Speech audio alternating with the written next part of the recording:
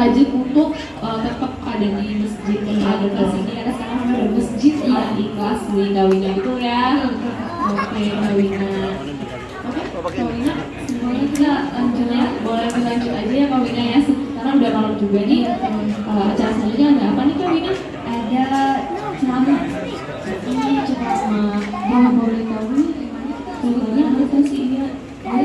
Para hadirin juga pada penasaran nih tema untuk ceramah pada malam hari ini apa sih? Mungkin kita sebutin sama-sama aja ya Kawina ya. Oke ya, 1, 2, 3. Hikmah Maulid, alangkah indah akhlak Nabi Muhammad Sallallahu Alaihi Wasallam. Yang akan dibawakan oleh dengan hormat kami persilakan Al-Mukhtaram Ustadz Yasir Arafat LC Al-Hamis. Kami persilakan.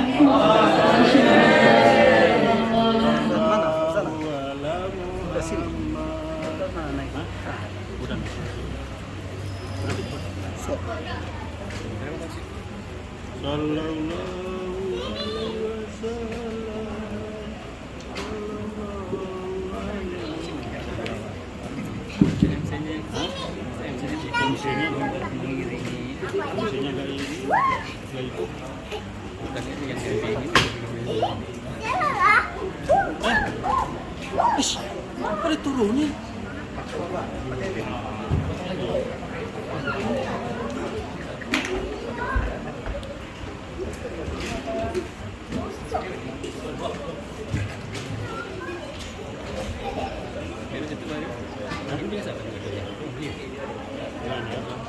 Ini David. Bukan ini juga.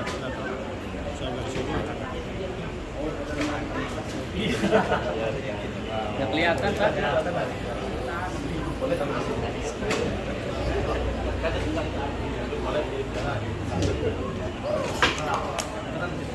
Sebelum capek berdiri dulu ya. Nanti kalau udah capek baru duduk. Bismillahirrahmanirrahim. Assalamualaikum warahmatullahi wabarakatuh.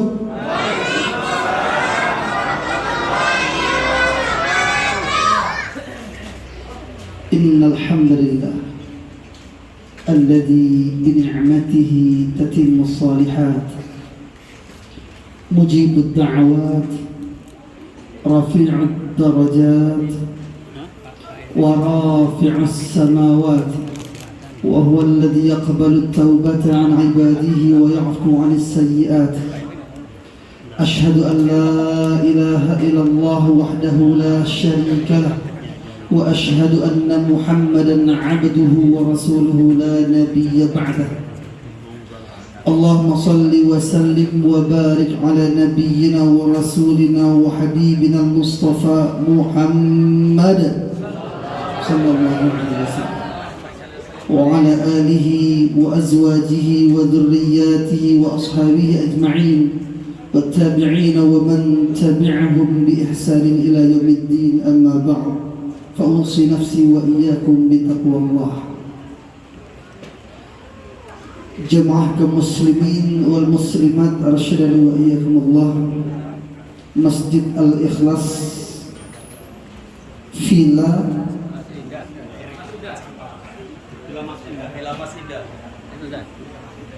Mas Indah. Ya. Biasa ini Masjid Al-Ikhlas Villa Mas Indah Blok D, Bekasi Utara. Mudah-mudahan yang hadir ini semuanya insya Allah calon-calon penghuni surga Firdaus Al-A'la. Insya Allah yang hadir yang ikhlas niatnya mencari ridha Allah akan dimudahkan semua urusan-urusannya, lancar selancar-lancarnya rezekinya, diberkahi kehidupannya dan keluarganya, diberkahi anak-anaknya, anak-anaknya jadi salih salihah, hafid hafizah, alim alimah, faqih faqihah, mujahid dan mujahidah. InsyaAllah yang hadir ini semuanya tahun ini akhir tahun nanti diundang untuk umrah ke tanah suci oleh Allah. tahun depan berangkat haji dan haji mabrur. Amin ya rabbal alamin. Banyak yang belum haji? Banyak? Mau haji tahun depan? Mau? Mau dikasih tahu caranya? Sudah tahu belum? Sudah tahu belum? Ya belum kan, belum dikasih tahu. Biasanya kebiasaannya kalau tausiah jalan-jalan, tapi ini alhamdulillah untuk backup kalau capek tinggal duduk. Alhamdulillah. Ini masya Allah, musola naik pangkat jadi masjid. Alhamdulillah.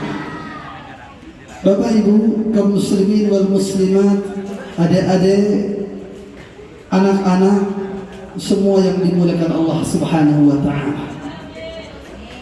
Insyaallah kita datang ke tempat yang mulia karena rumah Allah adalah tempat paling mulia di muka bumi. Semua masjid, musalla sebenarnya masjid. Masjid itu ya musalla, kan gitu ya. Dari bahasa Arab kalau kita perhatikan arti musalla tempat sholat. Masjid tempat sholat bukan? Ya tempat sholat. Masjid artinya tempat sujud. Mushola tempat sujud bukan? Tempat sujud. Sama nggak? Cuman istilahnya beda. Pemahaman kita kadang-kadang membuat agak berbeda antara masjid dengan mushola. Yang sebenarnya betul, memang beda. Nah ini sedikit saya luruskan untuk memahami masalah nama mushola dengan masjid. Apakah perbedaan antara mushola dengan masjid? Mushola ini dari MUI sendiri sudah ada kriteria mushola dengan masjid itu ada perbedaannya. Jadi ternyata dalam syariat kita semua tempat sholat yang di situ ada azan 5 waktu itu namanya masjid. Nggak ada khutbah Jumat, itu namanya masjid. Ada azan berkumandang 5 waktu salat, subuh, zuhur, asar, maghrib, isya, azan terus. Itulah masjid.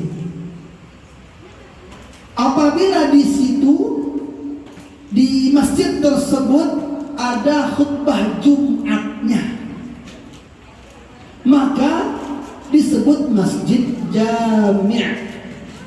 Disebut masjid jami'. Nah, saya nggak tahu Masjid Al-Ikhlas ini ada rencana khutbah Jumatnya atau belum. Sudah ada khutbah Jumatnya belum? Belum. Pas, berarti baru masjid. Nanti naik lagi levelnya. Jadi masjid jami' apabila ada khutbah Jumat.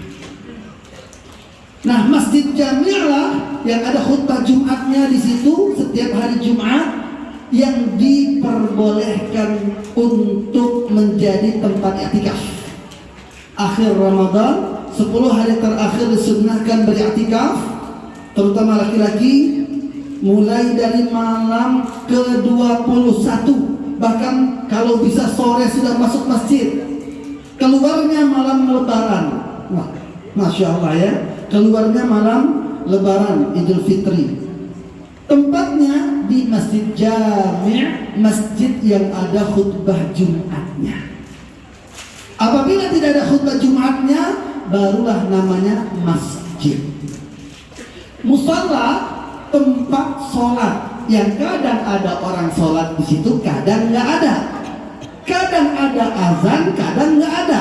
Itu namanya musalla. Itu yang pertama. Yang kedua, musalla dalam hadis disebutkan bahwa Rasulullah sallallahu alaihi wasallam beliau telah bersabda, ketika datangnya hari Id, dianjurkan kaum muslimin keluar rumah, laki-laki maupun perempuan, semuanya keluar. Kemana? Ke musalla, yaitu lapangan tempat sholat. Lapangan tempat sholat disebut musalla. Inilah pemahaman antara musalla dengan masjid. Nah, mudah-mudahan Masjid Al-Ikhlas ini sesuai namanya. Semua yang datang ke masjid ini insya Allah orang-orang yang selalu ikhlas mencari ridha Allah Subhanahu wa taala. Amin ya rabbal alamin. Allah Subhanahu wa taala berfirman, saya akan bacakan ayat yang sering kita dengar, yaitu dari surah Al-Ahzab ayat 31. A'udzu billahi minasy syaithanir rajim.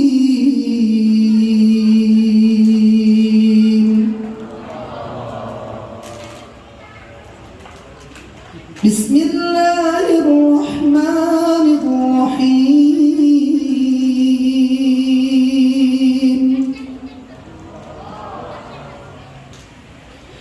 Laqad kana lakum fi rasulillahi uswatun hasanah. Laqad kana lakum fi rasulillahi uswatun hasanatun liman kana yarjullaha wal yawmal akhir. لمن كان يرجو الله واليوم الآخر وذكر الله كثيرا.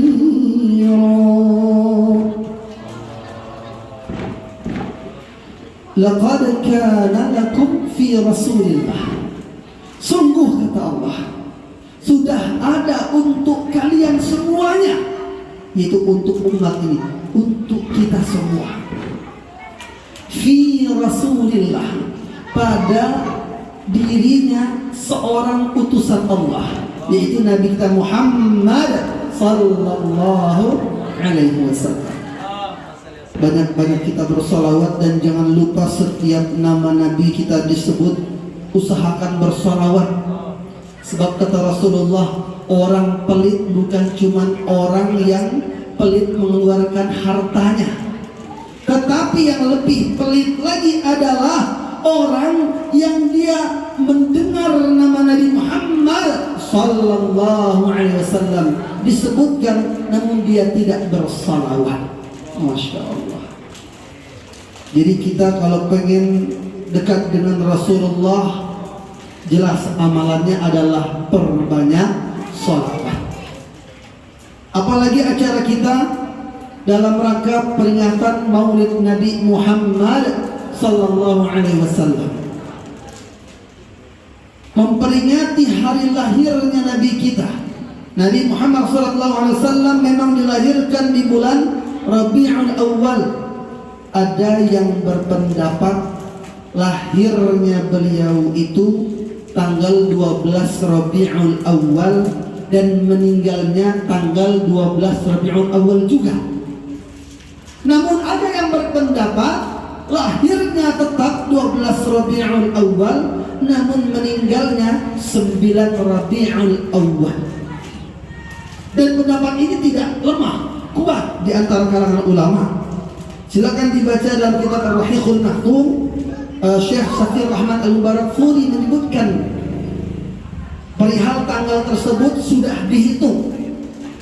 Bahkan kekeliruan sebagian orang-orang yang menganggap, bukan kekeliruan, perbedaan pendapat, mohon maaf, perbedaan pendapat tentang turunnya Al-Quran pun disebutkan juga dalam kitab Ar-Rahiqul Maktum yang ditulis oleh Syekh Safir Rahman Al-Mubarakfuri hafizahullah ta'ala. Disebutkan kalau kita baca dalam buku-buku kita di sekolah dulu, iya kan, 17 Ramadan, betul? Tetapi dalam kitab tersebut disebutkan setelah dihitung yang benar menurut perhitungan mereka, itu tanggalnya bukan 17 Ramadan, tetapi 21 Ramadan. Kok ada perbedaan? Biasa Bapak Ibu, 4 imam mazhab ulama semua banyak perbedaan, bukan? Banyak perbedaan enggak? Banyak. Lah kita bukan ulama, wajar enggak banyak perbedaan? Banyak, wajar. Hanya saja para ulama pintar untuk menanggapi atau menyikapi masalah perbedaan. Kalau kita ada sebagian orang-orang yang menjadikan perbedaan itu alat untuk permusuhan. Na'udzubillahi min dzalik. Kita tidak bisa memaksakan pemahaman kita terhadap orang lain. Nggak bisa memaksakan orang mengamalkan apa yang kita amalkan. Betul. Ada orang bilang ini boleh, ada lagi yang bilang nggak boleh. Banyak nggak? Banyak. Nah, masalah tanggal 17 Ramadan turunnya Al-Quran menurut Syekh Syafi'i Rahmat Al-Barakfuri dalam kitab Ar-Rahiqul Makhtum, tanggalnya 21 Ramadan setelah dihitung menurut tim beliau. Ternyata hitungan ini pun kuat sekali. Kenapa? Dengan alasan juga jelas. Sebab Rasul pernah mengatakan turunnya Al-Quran pertama disebutkan, Allah sendiri mengatakan dalam surah Ad-Dukhan dan juga dalam surah Al-Qadar bahwa Al-Quran itu diturunkan pada malam Lailatul Qadar. Inna anzalnahu fi lailatin mubarakah. Inna anzalnahu fi lailatul qadr. Turunnya Al-Quran di malam yang penuh keberkahan. Turunnya Al-Quran di malam yang disebut dengan Lailatul Qadar, malam yang penuh kemuliaan. Kapan datangnya Lailatul Qadar? Lailatul Qadar disebutkan dalam hadis yang sahih. Jelas kita pun sudah tahu juga bahwa dimulai dari malam-malam ganjil pada 10 hari terakhir bulan Ramadan. Masya Allah, jazakallah khair. Terima kasih. Oh, kalau disediain kelapa muda gini nih sampai jam 3 subuh ini. Hah? Siap? Siap enggak? Beneran ya? Nanti saya pulang duluan. Masya Allah. Jadi tanggal 21 Ramadan dalam hadis yang sahih pun disebutkan harinya hari Senin kata Rasulullah. Ternyata hari Senin itu tanggal 21 menurut kitab Ar-Rahiqul Makhtum disebutkan. Tapi benar, 21 Ramadan itu adalah malam ganjil dan sudah masuk 10 malam terakhir. 17 Ramadan belum masuk 10 malam terakhir. Sedangkan Lailatul Qadar tidaklah Allah turunkan kecuali 10 malam terakhir dari bulan Ramadan. Jadi kadang-kadang perbedaan pendapat itu ya memang harus kita cerna baik-baik. Nggak boleh ditolak. Jangan pernah menolak perbedaan pendapat. Kadang-kadang bisa jadi Bapak Ibu pendapat kita rupanya yang salah. Bisa jadi nggak? Bisa jadi. Makanya saya kalau berbeda pendapat dengan teman, dengan saudara, dengan siapa aja, termasuk dengan pasangan, dengan istri, ya biasa aja. Memang begitu kehidupan kita. Yang penting cara menyikapi perbedaan tersebut dengan hikmat. Ambil hikmahnya, ambil barokahnya. Jangan jadi kesempatan atau waktunya berdebat yang akhirnya memutuskan tali silaturahim. Na'udzubillahi min dzalik. Malam ini insyaallah kita akan sama-sama banyak belajar bagaimana akhlak yang diajarkan Nabi kita Muhammad sallallahu alaihi wasallam. Akhlak ini penting sekali. Sampai-sampai ada pelajaran di sekolah akidah akhlak, ya kan?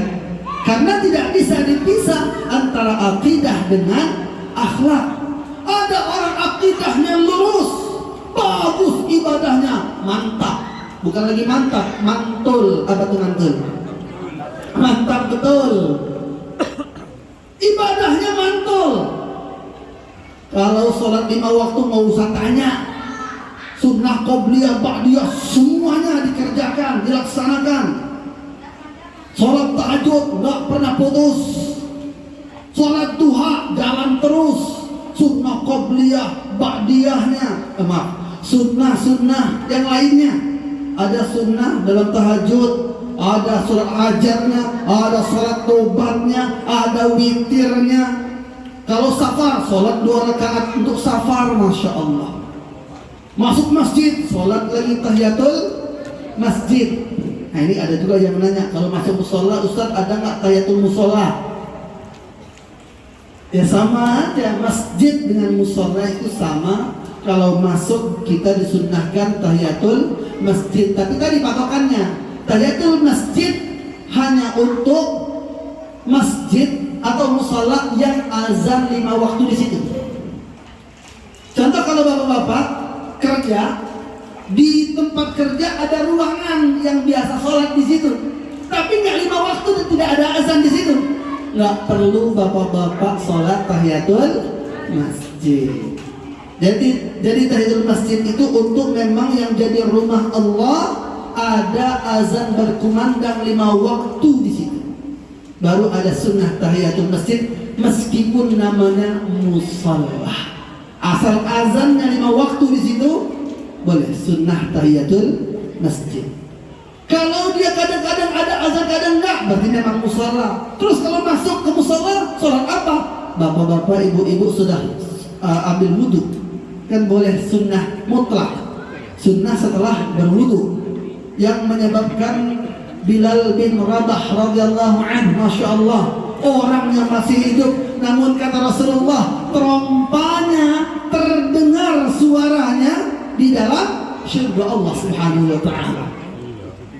Kenapa? Karena Bilal bin Rabah kalau batal wudhu langsung wudhu lagi, terus habis wudhu selalu sholat 2 rakaat. Masya Allah. Ini kalau bapak ibu, kalau kita mengamalkan luar biasa. Suara sendal kita insya Allah kedengaran di surga Allah Subhanahu wa ta'ala. Amin ya rabbal alamin. Bapak ibu yang dimuliakan Allah Subhanahu wa ta'ala, kita akan belajar dulu akhlak yang diajarkan langsung oleh Allah Subhanahu wa ta'ala dalam Al-Quran.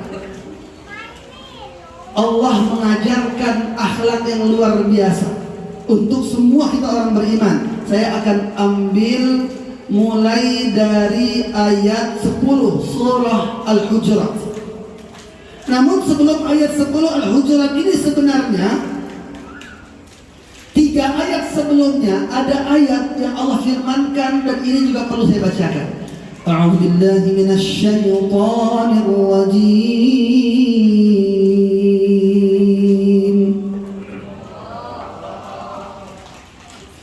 Ya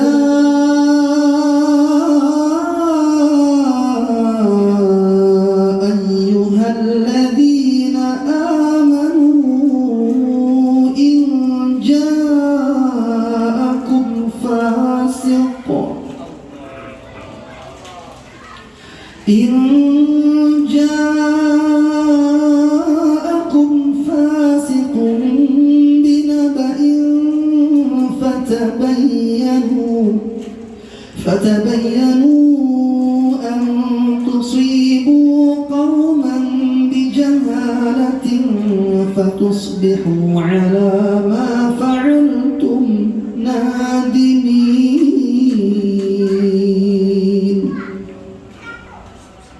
Hai orang-orang yang beriman, jika datang orang yang fasik kepada kalian, membawa kabar berita yang belum jelas, maka fatabayyanu, tabayyunlah, klarifikasi, pastikan dulu berita itu benar atau tidaknya, jangan langsung main sebar. Kadang kita dapat berita di WhatsApp misalnya, entah dari grup atau di broadcast sama teman kita, langsung sebar. Kita aja baca belum, dengerin belum. Ada nggak yang begitu di sini? Ada? Nggak ada? Oh, nggak ada yang ngaku. Ya Allah, kadang-kadang dapat broadcast, dapat berita, judulnya udah kebaca, langsung main share aja. Ntar dulu, pastikan berita tersebut benar atau tidak, atau salah. Benar atau salah. Kalau salah, kita ikut menyebarkan fitnah. Na'udzubillahi min dzalik. Fitnah itu lebih kejam daripada pembunuhan. Daripada memfitnah lebih baik. Astagfirullah. Siapa yang dia membunuh tadi? Itu jebakan Batman, Bapak Ibu. Namanya jebakan Batman. Fitnah lebih kejam daripada pembunuhan. Daripada memfitnah lebih baik. Bingung. Jangan membunuh. Lebih baik diam. Betul? Lebih baik diam. Karena Rasulullah menceritakan, Rasulullah menyebutkan ada 3 ciri orang beriman kepada Allah dan hari akhir. 3. Yang pertama apa ciri-cirinya? Man kana yu'minu billahi wal yawmil akhir falyaqul khairan aw liyasmut. Siapa yang beriman kepada Allah dan hari akhir, maka hendaklah ia berkata baik atau diam. Ciri pertama, selalu berkata yang baik. Kalau enggak, apa? Diam. Nggak usah kita komentar kalau kira-kira komentar tersebut nggak baik. Ada orang pendiam, Bapak Ibu, jarang ngomong, jarang ngobrol. Orang lain ngobrol semua, dia diem aja. Tapi yang mengerikannya, sekali dia ngomong 2 kampung sakit hati semua. Ada begitu? Ya Allah, jangan sampai. Karena apa? Ini ciri orang beriman kepada Allah dan hari akhir, kata Rasul. Ucapannya selalu baik, kalau tidak diam. Pilihannya cuma itu. Silahkan berucap kata yang baik atau diam. Jadi dipikir dulu nih, mau ngomong apa, kira-kira bagus nggak, baik nggak. Ngomong di depan orang lain, orang tersinggung nggak, senang nggak mendengarnya. Suami ngomong depan istri, kira-kira omongannya enak nggak didengar sama istrinya. Istri mau ngomong di depan suaminya, kira-kira ridho nggak suaminya. Ini perlu dipikirkan.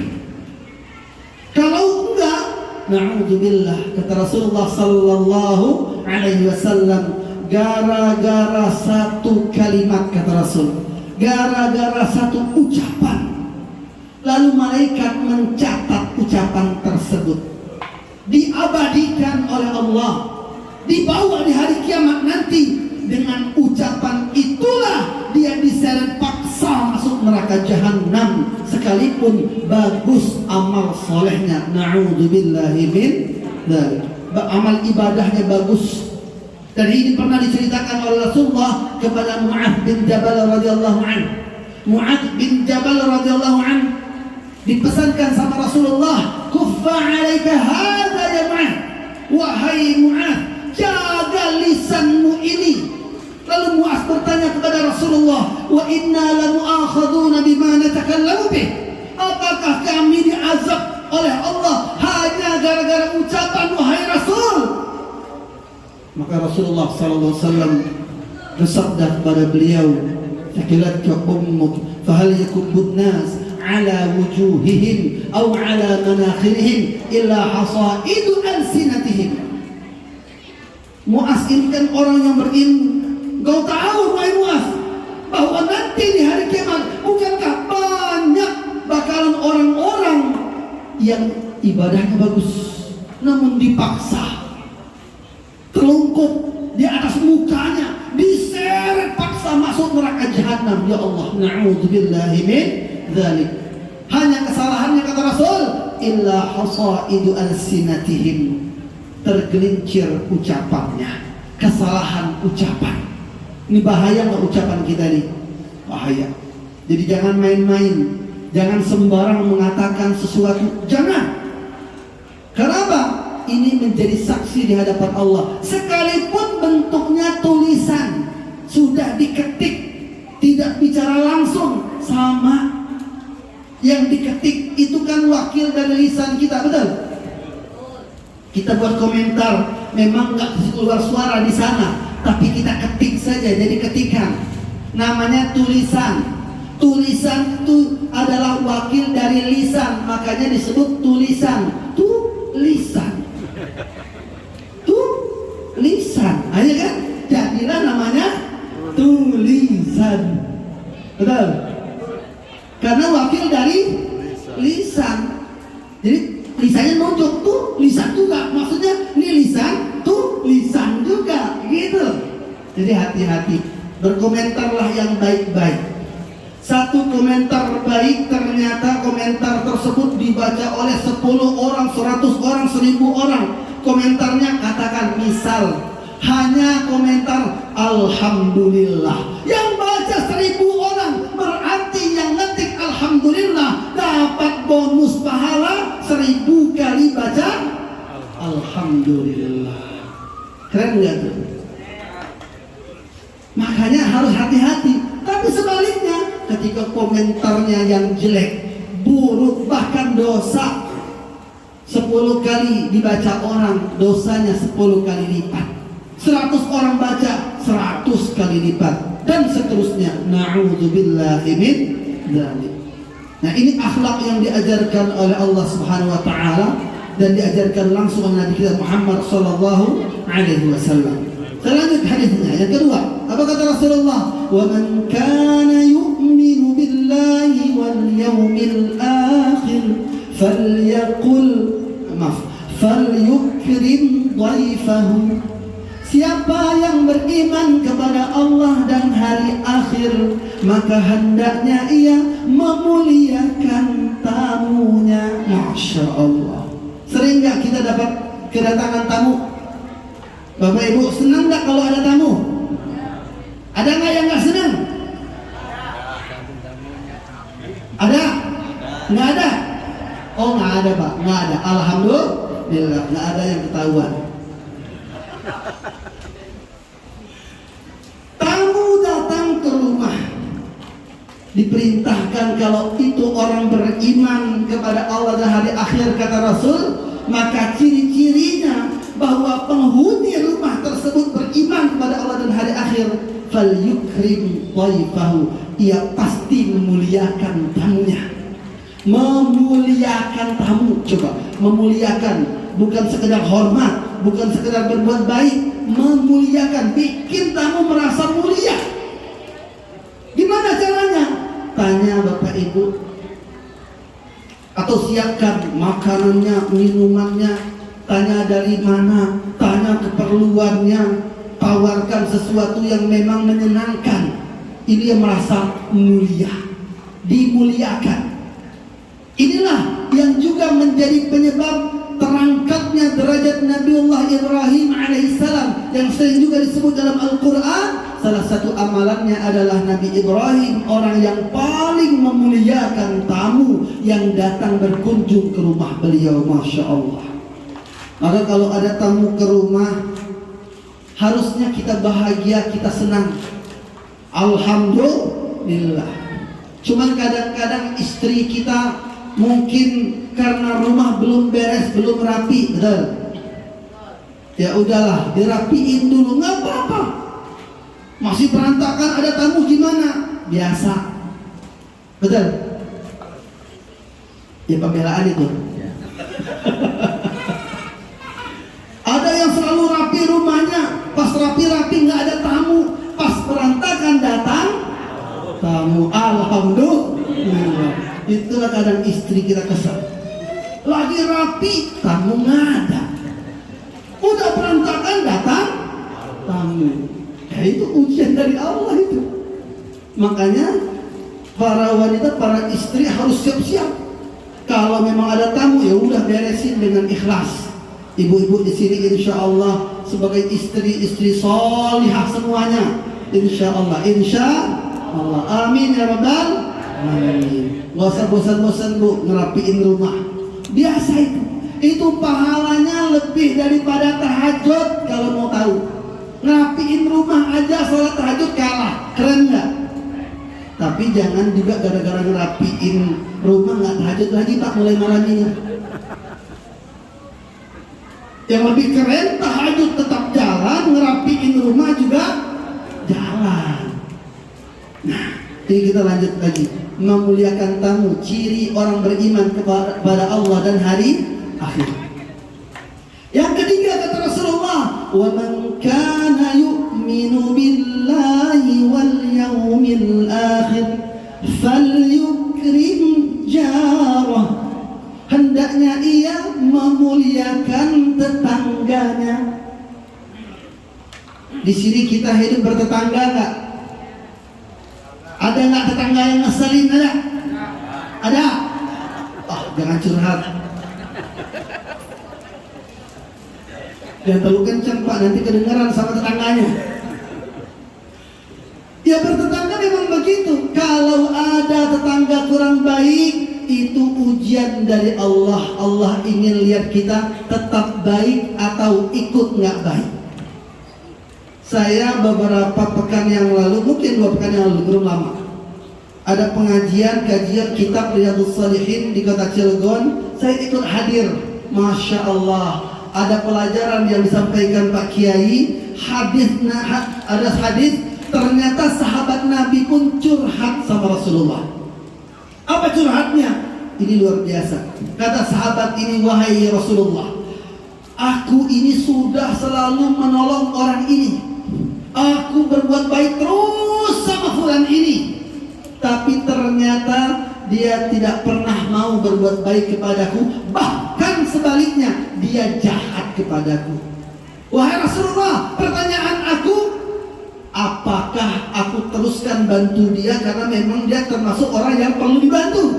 Nah, orang nggak tahu diri banget gitu ya. Orang butuh bantuan tapi nggak berbuat baik, nggak ada terima kasihnya, bahkan jahat kepada yang bantu. Luar biasa. Maka kata Rasulullah apa? Ketika ditanya, apakah aku teruskan berbuat baik kepada dia, atau mendingan aku bantuin yang lain aja, yang tahu syukur, yang tahu terima kasih? Ternyata tidak, kata Rasul. Kata Rasulullah apa? Engkau orang baik, tetaplah berbuat baik kepada dia, sekalipun dia bukan orang baik atau tidak berbuat baik, bahkan berbuat jahat, nggak ada masalah. Kenapa? Ada istilahnya dalam hadis tersebut. Saya bukan lupa Pak, alhamdulillah saya nggak pernah lupa, cuma kadang-kadang nggak ingat. Paham? Sama aja ya.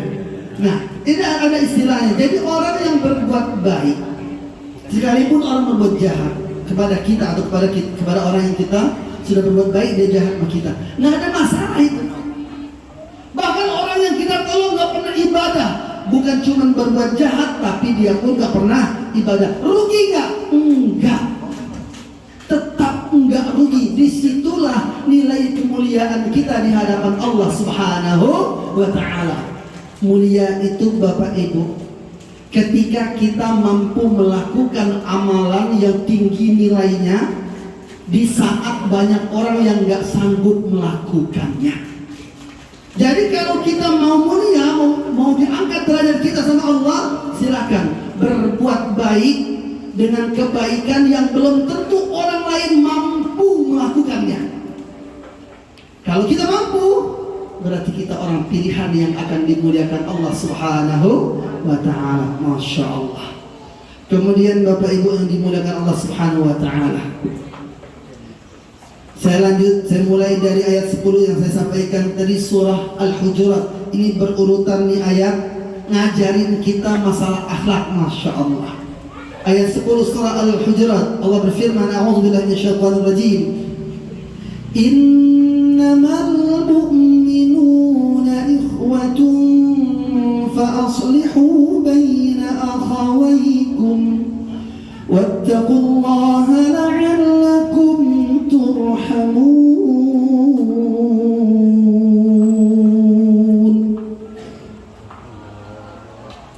Innamal mu'minuna ikhwah, sesungguhnya orang-orang beriman itu bersaudara. Kita semua bersaudara. Jangan kayak kelompok tertentu menganggap saudaranya kalau sekelompok aja. Satu pengajian saudara, beda pengajian nggak mau menganggap saudara. Bahaya ini. Nggak ada ajaran Islam begitu, nggak ada. Dia hanya kelompok dia aja yang dia dengar. Kalau dari ustadz kelompok dia dengerin. Ustadz dari yang lain nggak mau dengerin. Ada nggak yang begitu zaman sekarang? Ada apa banyak? Banyak. Nggak usah disebutin. Apa yang menjadi masalah? Akhlak. Karena mereka kurang belajar akhlak. Oh, kalau bicara ilmu, mereka menganggap mereka paling berilmu. Guru-guru mereka paling berilmu. Guru yang lain enggak berilmu. Astagfirullah. Sampai-sampai ada kelompok yang mengatakan, ini ada orang, ini murid saya bahkan, beliau setor hafalan Quran aja 5 juz itu belum lancar. Jujur aja saya buka-buka. Yang penting saya nggak gibahin namanya, ya kan? Nggak perlu saya sebutkan namanya. Kalaupun saya sebut namanya, pertama saya dapat dosa riba. Yang kedua, bapak ibu nggak kenal juga. Lah iya nggak? Yang saya maksud siapa? Nggak kenal kan? Udah nggak usah tahu. Pokoknya begini, ini murid saya. Setor hafalan Quran sama saya. Belum sampai lancar tuh 5 juz. Komentarnya ya Allah. Di grup dia bilang apa? Di grup dia bilang Ustadz Adi Hidayat bukan ulama. Ustadz Adi Hidayat penyebar syubhat. Tidak pantas diambil ilmunya. Astagfirullah. Ustadz Adi Hidayat bukan orang berilmu. Dia bilang begitu. Saya japriin. Sebelum saya japriin, teman-teman yang jadi admin, bahkan adminnya pada waktu itu cuma saya jadikan dulu teman saya admin. Saya bilang antum jadi admin, keluarin nih orang. Ya itu pertama saya lakukan. Kalau saya keluarin nggak enak, ya kan? Karena grup buat yang buat grup saya, dia tahu saya gurunya gitu. Jadi saya nyuruh orang aja, saya jadiin admin dulu, keluarin yang ini sedih. Kenapa Ustaz? Lihat komentarnya. Ribut tuh satu grup. Ya Allah, berantem walaupun nggak langsung ya, tapi komentar yang buruk-buruk keluar semua. Astagfirullah. Saya bilang bahaya ini orang. Keluarin aja dari grup nggak apa-apa. Murid Ustaz nggak apa-apa. Saya yang nyuruh kok. Keluarin, keluarin. Dikeluarin dari grup, saya japliin ke orangnya. Afan, tadi sebelum antum keluar grup, saya bilang begitu. Antum bilang begini-begini. Termasuk tentang masalah Ustaz Adi Hidayat. Saya bukan ngebela siapa-siapa, tapi antum tahu sendiri se-Indonesia ini siapa yang nggak kenal Ustaz Adi Hidayat, betul? Semua orang tahu ilmunya seperti apa. Bukan cuma Al-Quran, hafal halamannya, hafal posisinya, hafal ayat-ayatnya, ayat nomor sekian, surat nomor sekian, juz sekian, hafal nggak beliau? Hafal banget. Hadis pun begitu, hafal juga. Bahkan beliau pernah ditantang orang, itu mah ngarang-ngarang aja. Lalu beliau bawa kitabnya, beliau bilang, mana rekaman yang kemarin? Buka, saya bilang halaman sekian, pojok kanan, pojok kirinya, coba dilihat nomornya, bener nggak? Sama nggak dengan apa yang saya sampaikan kemarin? Masya Allah, itu benar-benar hafal sesuai kitab yang dibaca beliau. Lah kita beli kitabnya beda cetakan. Ya beda dong posisinya, betul nggak? Beda posisinya, jangan-jangan angkanya juga beda, nomornya juga beda. Nah saya bilang ke murid saya tadi, saya bilang ini masalah akhlak. Saya bilang antum baru belajar, baru masuk suatu kelompok ini. Nah memang beliau ini di pengajian, yang pengajian tersebut selalu mencela Ustadz Adi Hidayat. Astagfirullah, kok pengajian mencela Ustadz? Lucu nggak? Lucu apa aneh? Aneh. Pengajian bukan untuk mencela. Nah kita nggak mencela siapa-siapa ini, kita koreksi, kita evaluasi. Jangan sampai kita seperti mereka. Siap? Jadi saya bilang, antum mencela Ustadz Adi Hidayat, bilang Ustadz Adi Hidayat bukan orang berilmu, bukan ulama. Hafalan antum 5 juz aja belum lancar. Saya bilang, jangankan 30 juz, 5 juz belum lancar.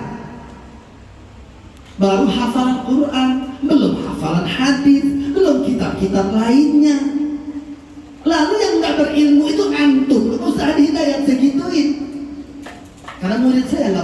gituin, iya kan? Diem aja dia nggak mau jawab. Ya sudahlah. Saya bilang saya nggak mau memutuskan tali silaturahmi persahabatan di antara kita. Walaupun antum mau nggak mau ngakui saya jadi guru lagi, ya sudah terserah, bebas. Yang jelas murid ya tetap murid, iya nggak? Karena pernah berguru, ya tetap jadi guru. Saya berguru dengan banyak orang. Siapa yang saya ambil ilmunya itu guru saya. Sampai mati tetap guru, betul apa betul? Sampai mati tetap guru, nggak bisa dirubah. Orang kita memang ngambil ilmunya. Oleh karena itu Bapak Ibu yang dimuliakan Allah, ini pelajaran berharga buat kita. Allah yang menyatakan, innamal mu'minuna ikhwah. Sesungguhnya orang-orang beriman itu bersaudara. Kita bersaudara, sama-sama beriman, saudara. Nggak boleh saling membenci. Ini larangan Rasul. Bagaimana caranya? Fa'aslihu baina akhawaikum. Maka perbaikilah, lakukan islah, satukan, pertemukan orang yang sedang berseteru di antara kalian, agar kalian mendapat rahmat dari Allah. Begitu cara bertakwa kepada Allah dalam ayat ini, kata firman Allah Subhanahu wa ta'ala. Jadi kalau ada yang berseteru, kita punya kewajiban mendamaikan. Jangan dikomporin, jangan jadi kompor yang bikin tambah panas. Alasannya apa? Wah, kalau nggak dibikin tambah panas nggak viral. Sekarang zamannya perlu serba apa? Serba viral. Dikit-dikit pengen viral. Ya Allah, buat apa sih ya? Orang sakaratul maut, sakaratul maut, bukannya ditakdirkan la ilaha illallah, di videoin dulu. Ya Allah ya Allah, beneran nih terjadi zaman sekarang. Kecelakaan, video dulu. Entar dulu nolongnya, video dulu. Ntar pas nolong mati orangnya. La ilaha illallah. Zaman sekarang ya, ngeri lihatnya. Tapi kita juga terpengaruh. Kadang mau makan, sebelum makan bukan doa dulu, foto-foto dulu, betul apa betul? Video dulu, betul nggak? Sayang banget kalau nggak difotoin, foto dulu, video dulu. Ya Allah ya Allah, dosa kita semua itu. Yang jelas ini memang zamannya fitnah, betul Bapak Ibu? Zamannya fitnah ini yang penting berhati-hati. Jangan buat dosa antara kita dengan orang. Itu aja yang paling penting. Jaga ini. Kalau bisa usahakan kita nggak berbuat dosa terhadap orang lain. Karena ini nggak bisa diampuni sama Allah, kata Rasulullah. Allah hanya mengampuni dosa hambanya yang berbuat dosa kepada Allah. Tapi kalau kepada orang, Allah berlepas diri, Allah serahkan urusannya kepada orang yang bersangkutan. Makanya nanti di hari kiamat Bapak Ibu, ada orang ibadahnya, amal solehnya bagus, mantap banget, keren. Sayangnya apa? Masuk surganya lama. Kok bisa? Padahal orang yang amal solehnya bagus, banyak amalnya, ikhlas karena Allah diamalkannya, tidak jahat kepada orang, cepat masuk surga harusnya. Tapi ada nih yang lambat masuk surganya. Apa penyebabnya? Dia ditahan sama malaikat, datang malaikat menahannya. Dia tidak boleh masuk surga. Lalu dia tanya sama malaikat tersebut, wahai malaikat, kesalahan aku apa lagi? Bukankah Allah sudah menerima amalku? Ibadah sudah cukup, derajat sudah diterima di sisi Allah, pasti masuk surga. Betul, kamu tetap ahli surga, tetap masuk surga. Yang jadi masalah adalah kamu belum memaafkan si fulan. Maka kamu tunggu dulu si fulan itu dihisab sama Allah. Jadi dia nunggu si fulannya dosanya banyak, lama hisabnya. Orang kalau dosa banyak lama hisabnya. Dosa dia bukan sama si fulan ini. Katakan ini Ahmad namanya. Dosa dia bukan sama Ahmad aja, kan sama yang lain dia banyak. Maka dosa dia banyak, lama nunggunya. Nungguin orang itu bukan cuma puluhan tahun, ratusan tahun, bahkan ribuan tahun Bapak Ibu. Jadi sebelum masuk surga dia ribuan tahun nunggu orang lain. Ya Allah, hanya untuk dihisab antara dia dengan orang tersebut. Walaupun dia bilang ke malaikat, ya udah maafin aja, nggak bisa. Itu udah di akhirat. Kalau mau maafin dari sekarang, mumpung masih di dunia. Makanya sifat orang beriman yang bertakwa kepada Allah, yang sudah dipastikan jadi ahli surga Firdaus, cepat masuk surganya, itu ada 4 dalam ayat 134 surah Ali Imran. Saya akan bacakan ayat ini. Saya izin dulu ya. Kayaknya perlu iklan. Kita akan lanjutkan setelah pariwara berikut ini.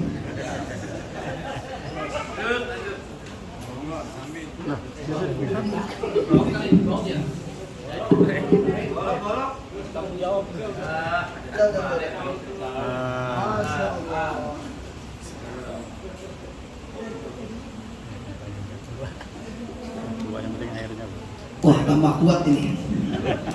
Alamat ini sampai subuh. Alhamdulillah. Bapak Ibu yang dimuliakan Allah Subhanahu wa taala. Wah, enaknya kursi ini. Kalau tahu enak dari tadi saya duduk sini. Enggak, saya menghindar duduk dari awal itu karena apa, Pak? Istilahnya apa tuh? PW ya. PW, posisi enak. Karena tadi sama Pak Heru di rumahnya dikasih makan enak soalnya. Biasa. Penyakit keturunan. Habis kenyang, ngantuk. Kalau jamaah yang ngantuk, penceramah lihat jamaah ngantuk, biasa nggak? Biasa. Yang luar biasa kalau penceramahnya yang ngantuk. Ya Allah ya Rabb. Alhamdulillah. Yang penting kita syukuri. Sampai mana tadi? Sampai mana tadi, Pak? Bu? Hah? Oh iya. Ya Allah. Saking enaknya, ini manis banget kelapanya, Masya Allah ya. Dikasih gula? Enggak kan? Original, ini ciptaan Allah langsung, ini minuman sehat, Masya Allah. Ya, ayat 134 ini kita belajar sama-sama. 134 surah Ali Imran. Ini ada di sini ada 3. Dalam ayat 134 ada 3. Ada 3 ciri orang bertakwa. Yang keempatnya ada pada ayat 135. Namun saya bacakan dulu karena ayat ini sambungan dari sebelumnya, yaitu ayat 133. Nah, silakan disimak surah Ali Imran ayat 133. أعوذ بالله من الشيطان الرجيم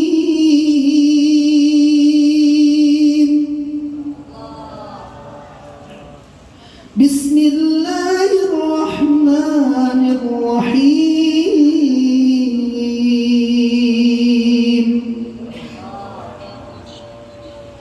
وسارعوا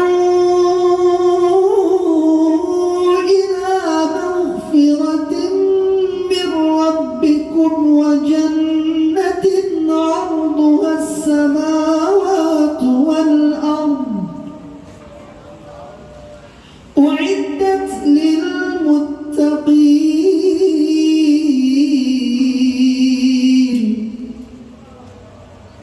الذين ينفقون في السراء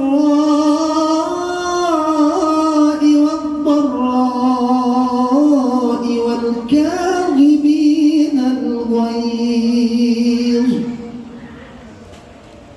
والكاظمين الغيظ والعافين عن الناس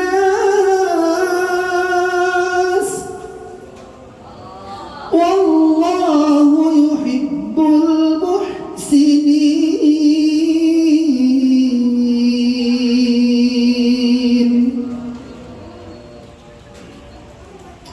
wasari'u, dan bersegeralah, cepat-cepatlah. Ini Allah perintahkan kita, cepat-cepat, segera, kata Allah.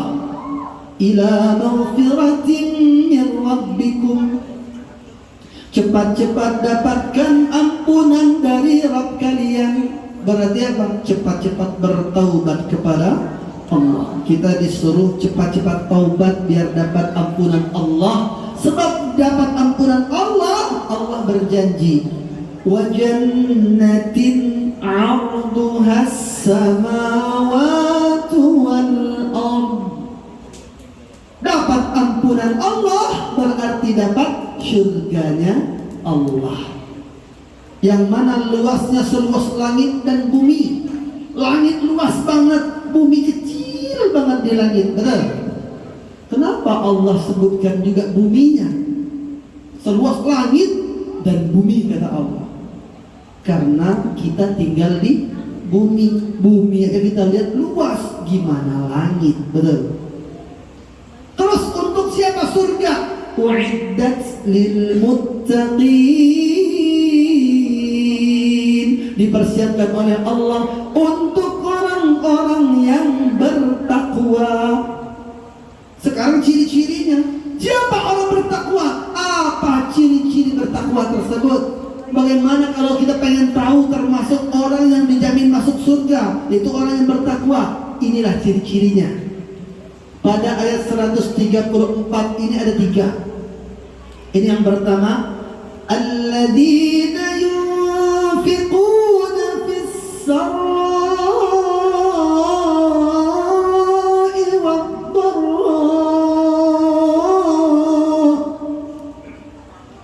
Orang-orang yang senantiasa berinfak dalam keadaan lapang maupun sempit. Orangnya dermawan. Orangnya dermawan, ciri-ciri ahli surga Firdaus. Dermawan Bapak Ibu. Lawannya pelit alias medit. Ini nanti kita sebelum doa insya Allah kita akan ada penggalangan dana untuk bangun masjid ya Pak? Untuk apa? Bangun masjid. Untuk bangun masjid ya? Kan masjidnya mau dibangun insya Allah. Nah, kita buktikan nanti apakah kita termasuk yang dermawan atau kita termasuk pelit alias medit. Gampang aja ngelihat orang pelit. Ciri-ciri orang pelit itu kelihatan di mana-mana. Biasanya orang pelit besar gayanya, gede gayanya Pak. Wah, ngajak-ngajak makan yuk di rumah makan ini, ayo enak makanannya. Iya, giliran ngeluarin duit lama dia, nyangkut tangannya dalam kantong. Kenapa? Dia nunggu yang lain keluar dulu. Oh, udah dibayar, aduh telat aku katanya. Astagfirullah. Orang pelit begitu. Pas lagi mau sumbang-sumbangan kabur dia, ngilang. Mana orang tadi? Wah, lagi ada urusan saya, maaf ya. Ya Allah. Tapi di sini nggak ada, insya Allah nggak ada yang ngaku.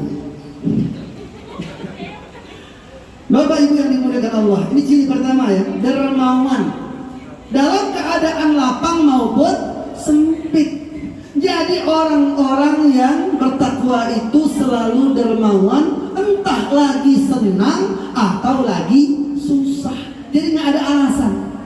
Lagi senangnya banyak infak sedekahnya, banyak bantuin orangnya.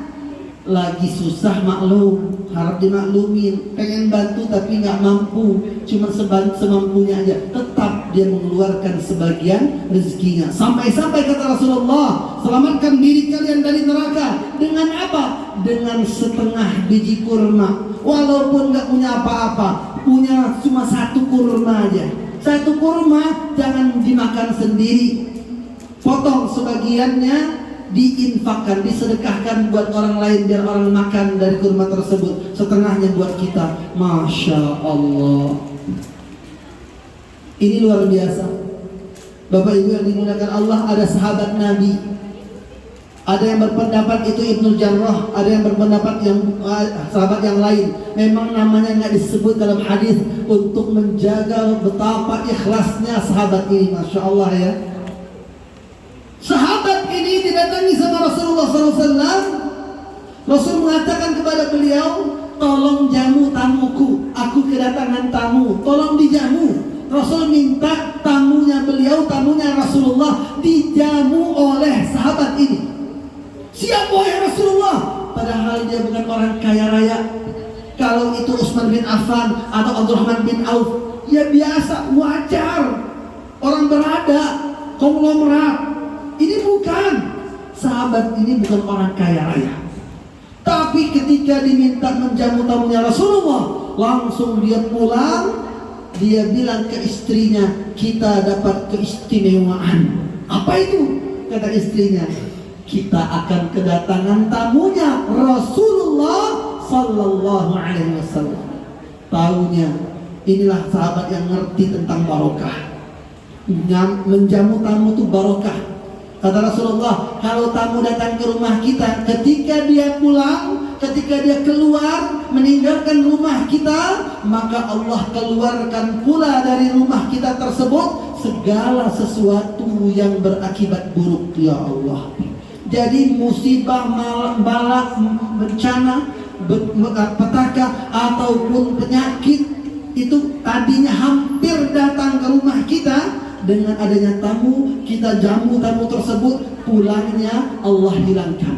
Coba kalau tiap hari ada tamu di rumah kita, ada nggak bala yang datang? Insya Allah hilang semua bala buat keluarga kita. Amin ya rabbal alamin. Makanya ini keutamaan yang luar biasa ketika menjamu tamu. Jadi sahabat ini menjamu tamunya Rasulullah. Memang qadarullah, Allah takdirkan malam menjamu tamunya. Datangnya malam.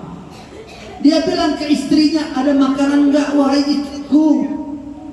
Lalu istrinya bilang, wahai suamiku, makanan tinggal semangkok. Itulah makanan kita bersama anak-anak malam ini. Nggak ada makanan lain. Coba Bapak Ibu, makanannya tinggal semangkok. Itulah makanan sekeluarganya sahabat ini bersama istri dan anak-anaknya. Semangkok. Nggak ada yang lain. Kalau orang zaman sekarang gimana? Udahlah yang lain aja yang nerima tamu, gitu. Istrinya enggak, istrinya salihah, masya Allah. Istri sahabat ini bilang, ya udah nggak apa-apa tamunya datang. Kata sahabat ini, ya udah makanan itu buat kamu aja ya. Iya. Tidurkan anak walaupun dalam keadaan lapar. Masya Allah. Anak-anak sahabat ini tidur dalam keadaan lapar, nggak makan.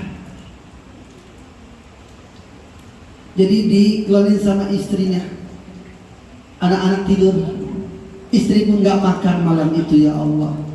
Coba Bapak Ibu dalam di zaman ini ya, ada tamu, makanan tinggal sepiring, suami ngasih tamu, sekeluarga nggak makan.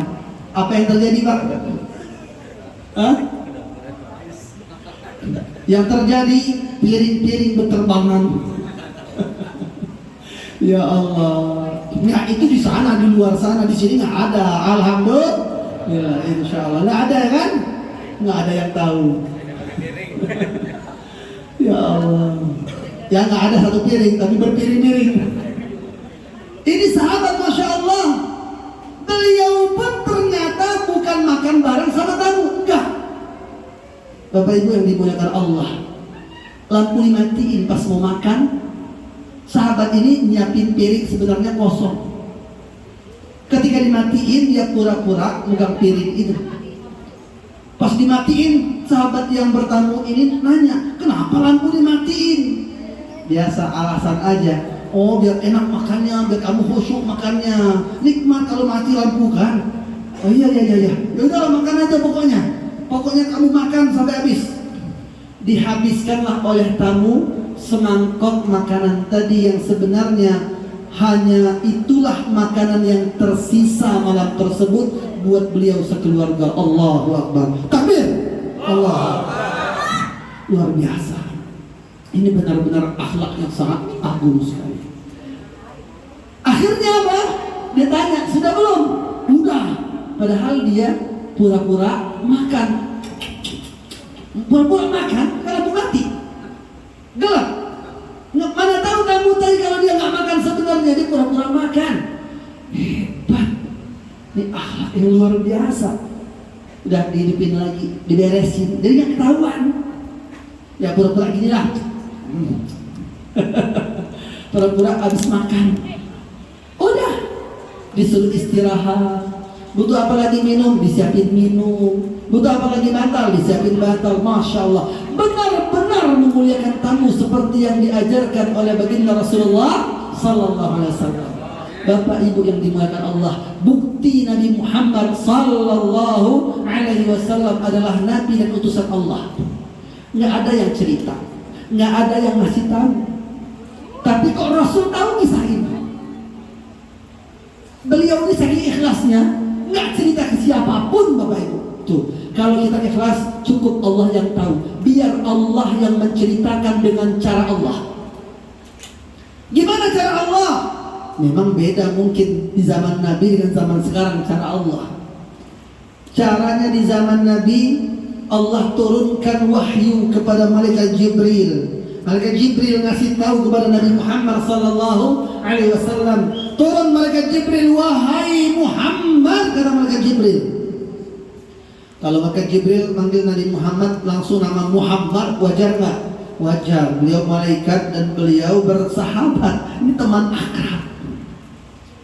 Udah biasa manggil nama. Wahai Muhammad, kata malaikat Jibril, sesungguhnya Allah memuji si fulan tadi malam. Masya Allah. Sahabat yang menjamu tamu itu, ternyata di rumahnya tidak ada makanan kecuali semangkok untuk beliau, istrinya, dan anak-anaknya. Beliau, istri, dan anak-anak tidur dalam keadaan kelaparan, wahai Muhammad. Namun semangkok makanan tersebut disediakan buat tamumu. Ya Allah, ya Rabb, Masya Allah. Allah dan penduduk langit, kata malaikat Jibril, memuji hamba Allah tersebut, sahabat Nabi Muhammad Sallallahu Alaihi Wasallam. Betapa mulia akhlaknya. Ini kemuliaan akhlak luar biasa. Ini pentingnya kita belajar akhlak. Belajar akhlak ini lebih daripada belajar yang lain. Betul, fikih itu penting, betul. Belajar sholat wajib, belajar wudhu wajib, beda. Tapi jangan sampai perbedaan di dalamnya mengalahkan akhlak. Jangan sampai membuat melupakan akhlak. Jangan sampai kita lupa sama akhlak yang baik. Karena akhlak ini paling penting. Rasul diutus oleh Allah karena apa? Liutammima makarimal akhlak. Innama bu'ithtu, sesungguhnya aku diutus oleh Allah, kata baginda Rasulullah sallallahu alaihi wasallam, liutammima makarimal akhlak, untuk menyempurnakan kemuliaan akhlak. Nah, Rasul mengajarkan orang-orang beriman, kata Rasulullah, la tahasadu, jangan kalian saling iri dan dengki. Nggak boleh iri, Bapak Ibu. Ini bukan sifat orang beriman. Dan sifat iri dapat menghalangi seseorang masuk surga. Makanya ada sahabat Nabi yang disebut 3 kali berturut-turut. 3 hari berturut-turut Rasul mengatakan dia ahli surga. Rasul di hadapan para sahabat bilang, sebentar lagi akan muncul di hadapan kalian laki-laki ahli surga. Para sahabat penasaran, mana orangnya, siapa ya, yang mana? Tiba-tiba datang laki-laki, dia sholat 2 rakaat di masjid, kemudian ikut duduk bersama sahabat yang lain. Maka sahabat yang lain mengira pasti ini orangnya. Oh, ini ahli surganya. Besok lagi Rasul bilang begitu juga. Akan datang di hadapan kalian laki-laki ahli surga. Sahabat penasaran lagi, siapa lagi orangnya? Ternyata Bapak Ibu orang yang kemarin. Besoknya Rasul bilang lagi, akan datang laki-laki ahli surga. Penasaran lagi, ternyata sama. 3 kali berturut-turut Rasul mengatakan orang yang sama. Itu calon penghuni surga. Ibnu Umar radhiyallahu anhu, anaknya Umar bin Khattab radhiyallahu anhu, penasaran dengan laki-laki ahli surga. Akhirnya dibututin nih ahli surga, calon ahli surga ini, laki-laki ahli surga ini ke rumahnya. Dia izin, boleh nggak aku nginep di rumah kamu? Aku lagi ada masalah sama orang tua. Jadi pura-pura ada masalah dengan orang tua biar ada alasan numpang nginep. Syariatnya dalam agama kita, dalam Islam, numpang nginep nggak boleh lebih dari 3 malam.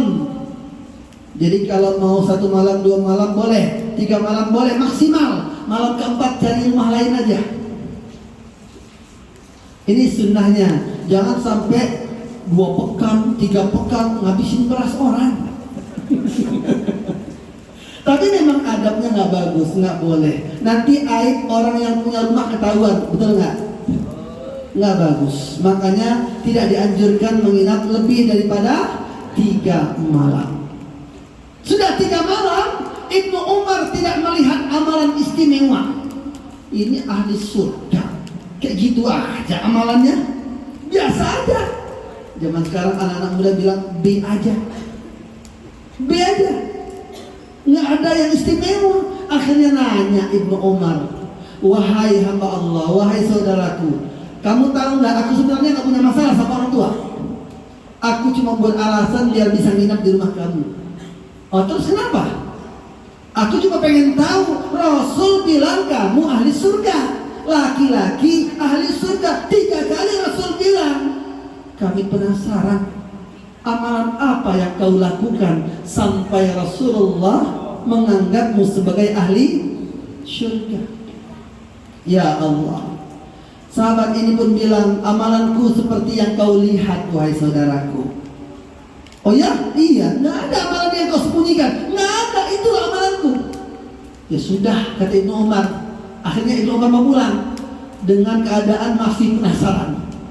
Ketika Ibnu Umar sudah berbalik badan, mau berangkat, mau keluar dari rumahnya, meninggalkan rumah tersebut, dipanggil sama ahli, laki-laki ahli surga tadi. Wah saudaraku, tunggu sebentar. Ibnu Umar bilang, wah jangan-jangan nih rahasianya dibuka nih. Benar rupanya Bapak Ibu. Dia bilang, oh mungkin ini amalan yang membuat Rasulullah mengatakan aku ahli surga.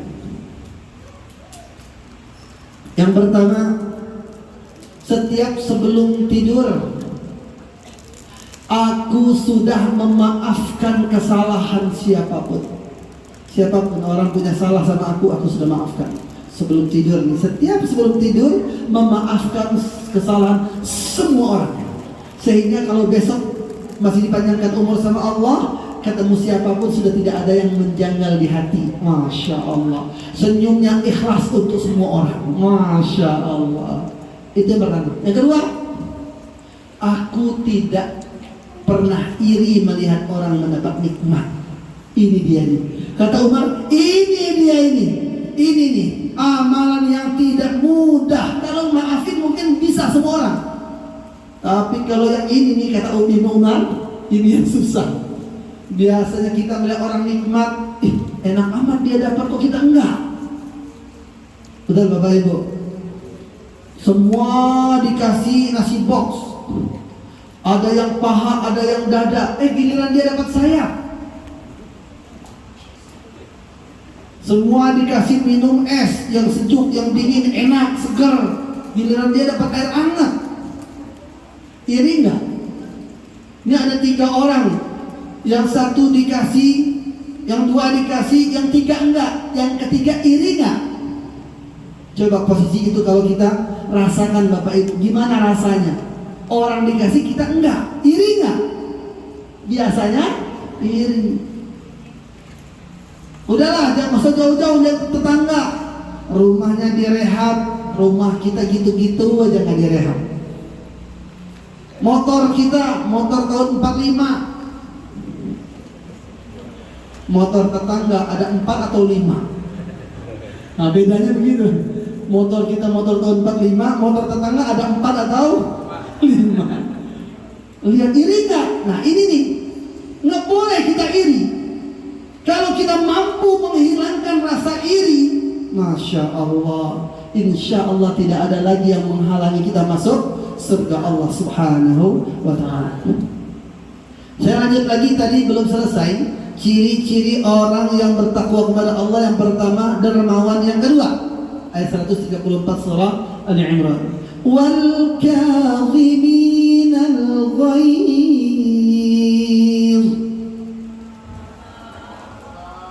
dan orang-orang yang menahan amarah. Di sini nggak kelihatan jam, jadi kita bebas. Hah? Nggak kelihatan. Pokoknya patokannya saya nggak lihat jam, ya udah bebas. Betul? Hah? Bebas ya? Soalnya saya nggak lihat jam. Saya rasanya jam 8:30, jam 8:30. Belum. Lanjut. Udah lanjut aja lah. Pokoknya materi belum selesai, belum berhenti saya. Masya Allah, Bapak Ibu yang dimuliakan Allah Subhanahu wa ta'ala. Emang harusnya ada jam ya? Atau dia kelihatan? Nggak kelihatan nggak apa-apa lah. Sengaja Pak. Hah? Tapi kadang-kadang ada jam grogi saya. Kalau ada jam malah grogi, lupa semua materinya. Yang ketiga, ciri-ciri yang kedua tadi sudah ya. Wal kadhiminal ghaidh, orang yang mampu menahan amarah. Berusaha menahan amarah. Belajar nahan emosi, Bapak Ibu. Coba kita amalkan ini. Belajar bisa. Yang tadinya dikit-dikit langsung membara, langsung terbakar, langsung terpancing emosi, langsung ngebentak suara keras. Sekarang udah nggak begitu. Mau emosi, astagfirullahaladzim, astagfirullahaladzim, istighfar dulu. Bisa? Insya Allah. Ini bapak-bapak ini, ibu-ibu, perhatikan. Biasanya kalau sama anak orang sabar, ngadepin anak orang sabar. Giliran anak sendiri, ada nggak yang begitu? Nggak ada. Alhamdulillah, nggak ada yang ngaku. Jadi sabar atau menahan amarah ini nggak bisa otomatis, latihan. Gimana caranya kita menahan amarah tersebut? Lagi berkendara disenggol, kira-kira mau ngapain? Kejar, biasanya kan? Kejar, marahin, bentak-bentak, tunjuk-tunjuk. Ya Allah ya Rabb. Padahal yang paling bagus apa? Astaghfirullahaladzim. Istighfar itu buat diri kita sendiri. Mungkin kita banyak dosa, makanya terjadi sesuatu yang menguji kesabaran kita. Betul? Itu ujian dari Allah. Allah ingin melihat sabar apa enggak kita. Kalau sabar dapat pahala, nggak sabar berdosa. Sampai emosi, sampai mengeluarkan kata-kata kotor malah dosa. Na'udzubillahi min dzalik. Itu ciri orang ahli surga. Bersabar menahan amarah. Oke ya. Yang ketiga, wal-'afina 'anil nas wallahu yuhibbul muhsinin.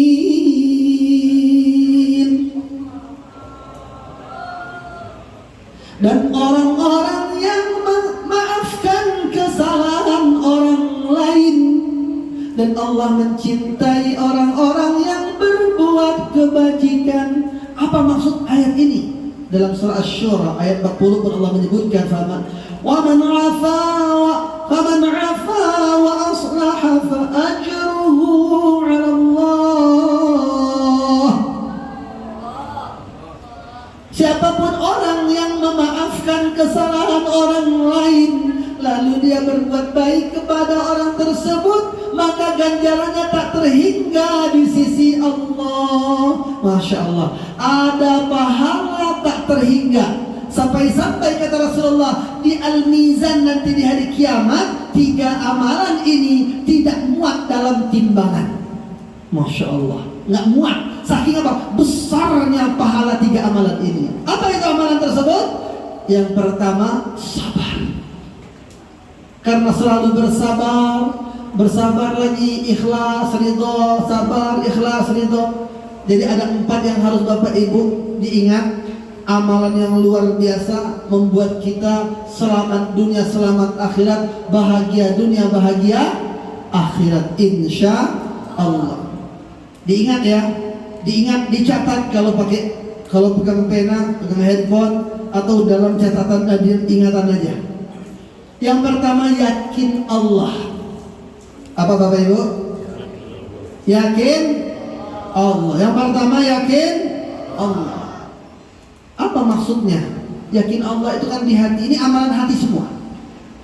Yakinlah semua amal perbuatan, semua yang terjadi, Allah sudah siapkan ganjarannya.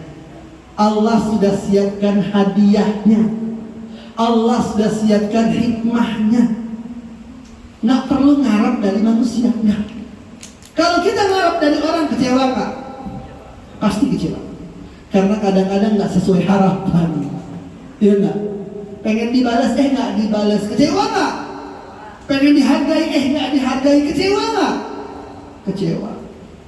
Para istri, terutama perempuan ya, ibu-ibu, para wanita, banyak yang sampai kecewa, bahkan bunuh diri. Na'udzubillahi min dzalik. Kecewa sama siapa? Ya jelas, kecewa sama laki-laki kebanyakan. Kecewa sama suami, kecewa sama orang yang dicintai, yang disayangi. Apa penyebab kecewa tersebut? Tidak sesuai ekspektasi. Jadi mengharapkan sesuatu tetapi tidak sesuai harapan. Pengen dimuliakan, nggak dimuliakan suami. Pengen dihargai suami, nggak dihargai seperti yang diinginkan. Pengen dipuji, nggak dipuji. Ini yang membuat kecewa. Seharusnya ibu-ibu tetap bahagia dalam kondisi apapun, sebab wanita dapat ridho Allah saat suaminya ridho. Selesai. Ayyuma imra'atin matat wa zawjuha 'anha radin dakhalatil jannah. Wanita manapun yang meninggal dunia saat meninggal tersebut suaminya sudah ridho kepadanya, maka kata Rasulullah, aku jamin dia pasti masuk surga. Hadis dari Ummu Salamah radhiyallahu anha. Jadi wanita pasti masuk surga apabila mati dalam keadaan suaminya sudah ridho kepadanya. Sebab ridho suami adalah ridhonya Allah. Beda dengan sebelum menikah. Sama dengan laki-laki. Tapi laki-laki sampai meninggal dunia tetap sama, yaitu ridho kedua orang tua. Ridho ibu bapak adalah ridho Allah. Murkanya orang tua adalah murkanya Allah. Maka wanita setelah menikah, ridho suaminya adalah ridho Allah, murka suaminya murka Allah. Diingat ibu-ibu. Siap Bu? Jadi istri salihah, siap Bu? Jadi istri salihah. Caranya gimana? Bapak-bapak juga harus jadi suami yang soleh. Dan suami yang soleh rajin datang ke masjid. Sholatnya insya Allah selalu berjamaah di masjid kalau nggak ada halangan. Bukan sengaja sholatnya di masjid cuman Jumatan. Atau sholatnya 2 tahun sekali. 2 kali setahun. Idul Fitri sama Idul Adha.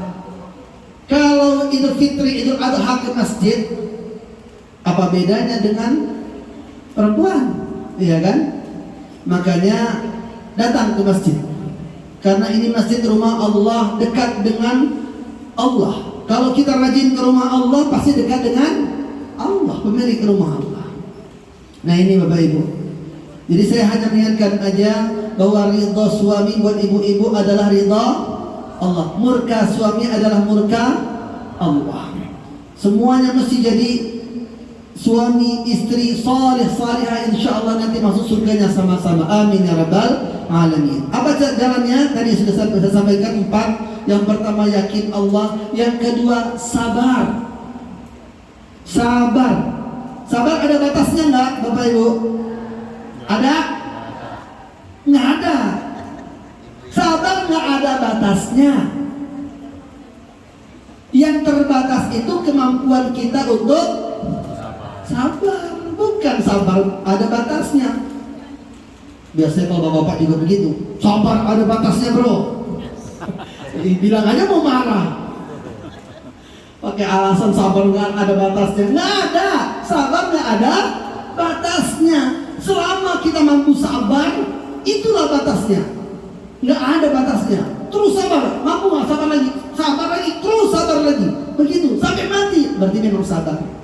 Maka inilah amalan yang dalam di Al-Mizan tidak muat dalam timbangan amal. Ada 3 amalannya. Yang kedua, memaafkan orang lain, kesalahan semua orang, tapi dia berbuat baik dengan orang yang dimaafkan, seperti dia mampu berbuat baik kepada orang yang nggak pernah berbuat salah dengan dia. Paham? Paham ya? Jadi begini, kadang-kadang kita kalau ada orang pernah nyakitin kita, tetap kapanpun waktunya kita bedain tuh orang, kita tandain, ya nggak? Ngasih yang lain baik, kalau ini dia mau gitu orangnya, tuh kan, ya kan? Banyak nggak yang begitu? Di sana di luar, di sini nggak ada. Alhamdulillah, gitu. Nah ini enggak, ini yang dapat pahala tak terbatas. Dia memaafkan orang, lalu dia berbuat baik sama orang tersebut, sama seperti dia berbuat baik dengan yang lain yang tidak pernah nyakitin dia. Mampu nggak coba? Ibu-ibu mampu nggak bu? Disakitin banget. Sekarang ibu maafin, apalagi suami. Mohon maaf banget, saya bukan nakut-nakutin. Banyak istri kena stroke gara-gara nggak ikhlas terhadap suaminya. Serius, ini bukan nakut-nakutin, ini kenyataan. Stroke, mati setengah. Na'udzubillahimin dari nggak di sini nggak ada, insya Allah. Ini wanita solihah semuanya ikhlas semuanya, insya Allah. Ikhlas bro, ikhlas. Udah pak, awan pak, ikhlas. Kok bapak kencang banget ketawanya? Kayaknya kita maksudnya ya. Ya Allah ya Rabb. Oke. Yang ketiga, saya jadi banyak sekali nih. Materi kita ini ada insya Allah. Ada 3 amalan, tidak muat dalam timbangan amal ya. Pertama sabar, yang kedua memaafkan, lalu berbuat baik kepada yang dimaafkan. Caranya berbuat baiknya persis seperti berbuat baik kepada orang lain yang tidak pernah menyakiti hati kita. Yang ketiga, puasa lillahi ta'ala. Puasanya benar-benar ikhlas, benar ngikutin aturan syariat. Puasa yang ikhlas. Nggak perlu update status, alhamdulillah hari ini bisa puasa. Nggak perlu. Nggak usah update status, alhamdulillah khatam Quran. Ngapain? Nggak usah. Untuk amal pribadi nggak usah pakai status. Kalau amal bisa ngajak orang banyak, boleh buat status. Ada pengajian, buat status biar yang lain ikut pengajian, itu boleh. Ini pribadi. Alhamdulillah ya Allah, dengan rahmatmu malam tadi aku tahajud. Ya Allah, ngapain buat status begitu? Hilang amalnya, hilang pahalanya. Na'udzubillahi min dzalik. Baik, 4 syarat bahagia. Pertama, yakin Allah lah yang melihat setiap amal kita. Allah pasti ngebalas. Allah pasti sudah nyiapin hadiahnya. Allah pasti maha adil. Nggak mungkin kita merasakan sesuatu nggak enak, nggak dibalas dengan yang paling enak di sisi Allah. Betul nggak? Yang kedua apa? Sabar. Yang ketiga apa? Ikhlas. Yang keempat, ridho. Hafal nggak? Yakin Allah, sabar, ikhlas, ridho. Hafal? Hafal? Coba ulangi. Yakin Allah, sama-sama ayo. Yakin Allah, sabar, ikhlas, ridho. Ulangi. Yakin Allah, sabar, ikhlas, ridho. Sekali lagi. Yakin Allah, sabar, ikhlas, ridho. Hafal? Disingkat Yasir. Yasir? Yasir. Nah, ya? Ya enggak? Kan yakin Allah YA. Sabar S. S-nya sabar. I-nya ikhlas. R-nya ridho. Yakin Allah, sabar, ikhlas, ridho. Disingkat. Jadi kalau mau bahagia harus ingat sama Allahumma yasir. apa? Yakin Allah, sabar, ikhlas, ridho. Disingkat, yasir. Masya Allah. Berarti nggak lupa ya? Alhamdulillah. Tapi ini beneran. Sabar, ikhlas, ridho. Yakin Allah, sabar, ikhlas, ridho. Ini adalah amal hati semuanya. Kalau memang kita mengamalkan, yang nggak mungkin nggak bahagia. Karena sesuatu itu kalau dihadapi dengan sabar nggak jadi masalah. Masalah nggak bakalan jadi masalah kalau tidak dipermasalahkan. Betul nggak? Iya nggak Pak? Hah? Di rumah anak kita mecahin piring, bang, masalah nggak? Tinggal kita nyikapin, mau dipermasalahkan apa enggak? Ya nggak? Iya kan? Iya nggak? Nah, yang buat itu masalah itu kita, yang bikin masalah itu kita, karena kita mempermasalahkannya. Coba kita bilang ajarin istri-istri kita, alhamdulillah sayang, anak kita nguji kesabaran kita, nih amal soleh kita, ayo kita pungutin pecahannya. Gitu, tenang nggak? Keren nggak tuh? Di sini gitu semua ya, alhamdulillah. Jangan dibentak-bentak, kamu mecahin piring terus tiap hari. Wah, udah. Padahal nggak tiap hari. Ini ucapan jadi doa. Mulai hari itu tiap hari pecah piring. Lah beneran nggak? Karena ucapan adalah doa, hati-hati. Dasar bodoh, astagfirullahaladzim. Jangan Bapak Ibu, nggak boleh bilang anak bodoh, nggak boleh ngucapin buat anak yang jelek-jelek, nggak boleh. Karena itu jadi doa dan akan diijabah sama Allah. Imam As-Sudais tahu, Abdurrahman As-Sudais tahu. Abdurrahman As-Sudais, imam besar Masjidil Haram, Masya Allah. Nggak ada di dunia ini yang nggak kenal, kecuali orang-orang yang mungkin nggak tahu Masjidil Haram gitu ya. Imam Sudais ini ternyata ketika diwawancarai ibunya bercerita. Ketika ditanya bagaimana Syekh Abdurrahman As-Sudais dulu masih kecil, masih kanak-kanak, ibunya bilang, Abdurrahman ini sungguh sangat nakal.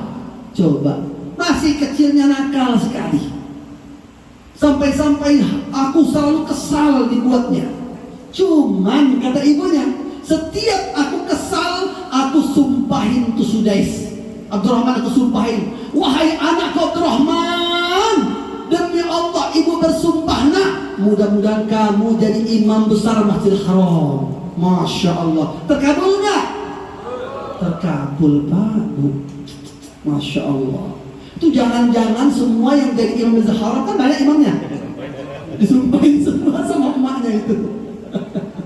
Nah sekarang tinggal nyumpahin anak mau jadi apa, silakan Bapak Ibu sumpahin yang baik-baik. Anak mecahin piring, kecacakin, ya Allah habis Quran kamu nak, Masya Allah, cepat jadi habis Quran, insya Allah. Sukses nak kamu nak, jadi orang soleh kaya raya nak, dermawan, Masya Allah. Lihat nanti Bapak Ibu, tuh anak jadi soleh banget, kaya raya, dermawan lagi, keren gak tuh? Jadi hati-hati. Saya punya teman sedih sekali, teman ya Allah, saya sedih sekali karena teman saya, sahabat saya. Beliau disumpahin oleh ibunya, tapi sumpahnya buruk. Ibunya sebelum meninggal dunia, ibunya bilang begini, kamu nggak bakal sukses sebelum kamu lunasin hutang sama kakak kamu. Lalu dia bilang, Bu, tolong dicabut ucapan ibu. Ibu ngedoain saya nggak bakal sukses.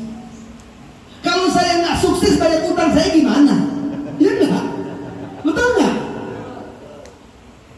Beliau udah benar tuh bilang ke ibunya, Bu, harusnya dibalik Bu, bilang kamu pasti sukses, nanti kamu bisa ngelunasin hutang sama kakak kamu.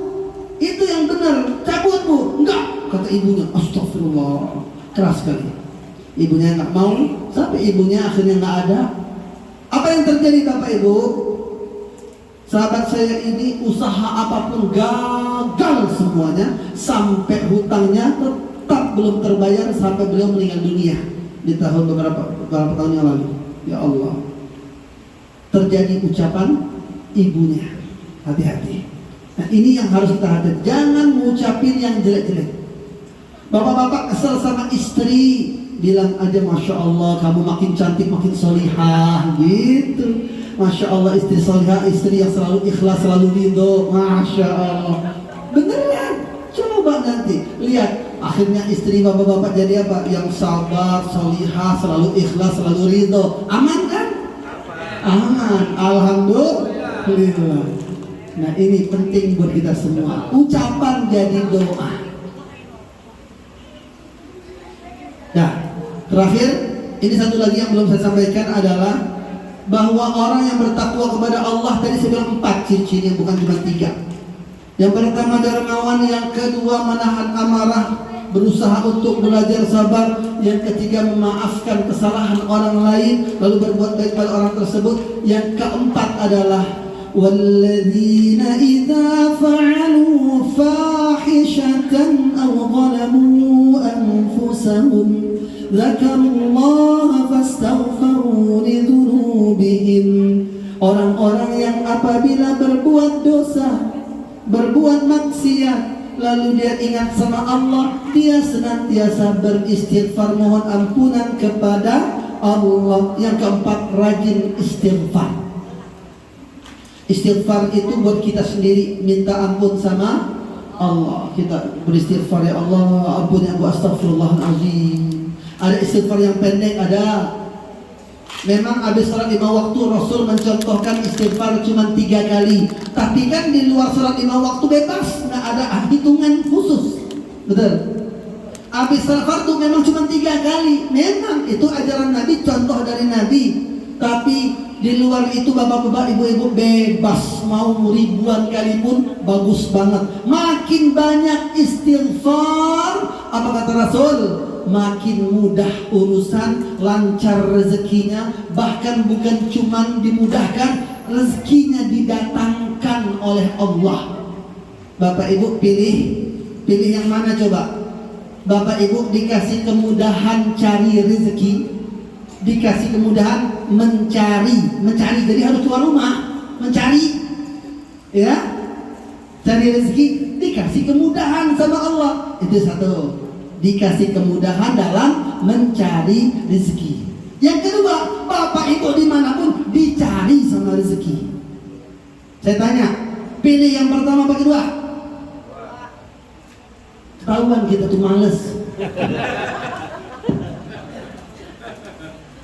Emang sifat kita tuh rata-rata males ya. Maunya duduk dicari rezeki, enak nggak? Males banget ya. Tapi benar, caranya gimana? Salah satu amalannya adalah perbanyak istighfar. Coba kalau nggak percaya. Tapi istighfarnya bukan istighfar sekedar istighfar kita kejar setoran ya. Hitung-hitungan enggak. Istighfarnya dengan lisan dan hati. Setiap kalimat istighfar kita mohon ampunan sama Allah, berharap di hati kita, ya Allah ampuni aku ya Allah, astaghfirullahaladzim alladzi la ilaha illa huwal hayyul qayyum wa atubu ilaihi. Bertaubat kepada Allah. Nah, pastikan setiap istighfar itu benar-benar ada harapan di hati, mohon ampunan dari Allah Subhanahu wa taala. Bapak Ibu yang dimuliakan Allah Azza wa Jalla, karena memang makin hari makin malam, mata-mata juga makin sipit.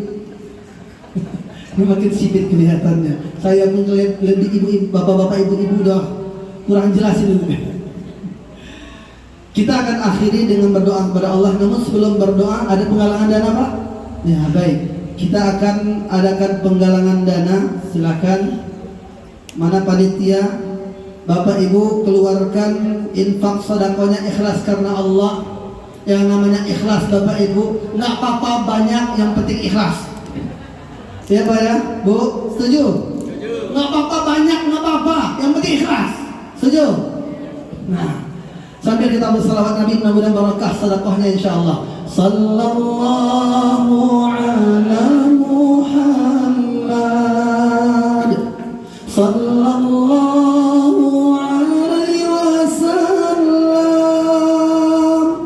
sallallahu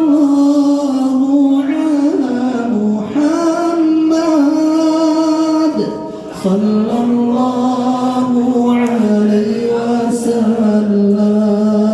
Semuanya. Sallallahu ala Muhammad. Sallallahu alaihi wasallam. Sallallahu ala Muhammad.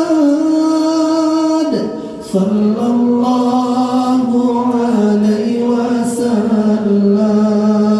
Sama-sama. Anta syamsun, anta badrun, anta nurun fawqa nurin. Anta syamsun, anta badrun, anta nurun fawqa nurin. Anta iksir wa qalbi, anta misbahus suduri. Anta iksir wa qalbi, anta misbahus suduri. Sama-sama. Sallallahu ala Muhammad. Sallallahu alaihi wasallam. Sallallahu ala Muhammad. Sallallahu alaihi wasallam. Ya Habibi ya Muhammad, ya arushal khafiqaini. Ya Habibi ya Muhammad, ya arushal khafiqaini. Ya mu'ayyad ya mumajjad, ya imaman qiblataini. Ayo sama-sama.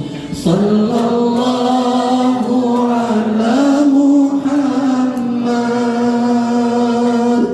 Sallallahu alaihi wasallam. Sallallahu ala Muhammad. Sallallahu alaihi wasallam. Sallallahu alaihi wasallam. Bapak-bapak ibu-ibu yang Allah Subhanahu wa taala, insyaallah mudah-mudahan setiap infak sedekah yang Bapak Ibu keluarkan, Allah pasti akan menggantinya di dunia dan di akhirat. Beribu-ribu kali lipat. Bagi Allah nggak ada sesuatu yang berat untuk membalas. Bapak Ibu keluarkan ikhlas, Allah bayar dengan semahal-mahalnya. Surga Firdaus jaminannya. Sab'ina khalifah kata Rasul, dijauhkan 70 tahun jarak dari neraka jahanam. Masya Allah. Nah, ada infak sedekah yang paling disukai Allah, yaitu infak sedekah dengan sir, dengan diam-diam. Nanti panitia sediakan besar-besar nomor rekening masjid. Silakan Bapak Ibu berlomba-lomba. Usahakan pagi. Kalau Abu Bakar As-Siddiq itu sebelum subuh sudah sedekah duluan, sebelum yang lain sedekah. Karena memang di waktu pagi itu didoakan para malaikat. Jadi siang juga nggak apa-apa, malam juga nggak apa-apa, atau pagi juga, siang juga, malam juga nggak apa-apa.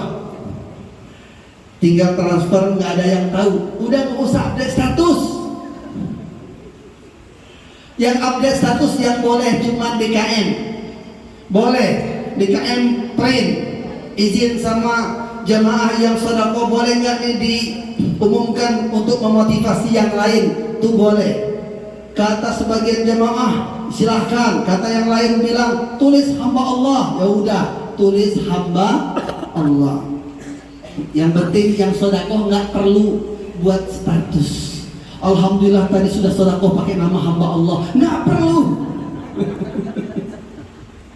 Astagfirullah.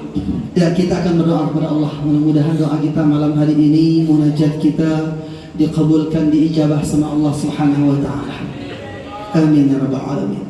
Mari Bapak Ibu luangkan waktu sebentar aja. Enggak sampai setengah jam, enggak sampai 15 menit insyaallah. Kita bermunajat kepada Allah dengan hati yang serendah-rendahnya, sehina-hinanya di hadapan Allah. Kita menyadari siapa kita di hadapan Allah. Jadi kita bermuhasabah menjelang kita berdoa, bermunajat kepada Allah dengan cara kita beristighfar benar-benar dari hati kita. Mari kita mulai beristighfar dulu sebelum berdoa.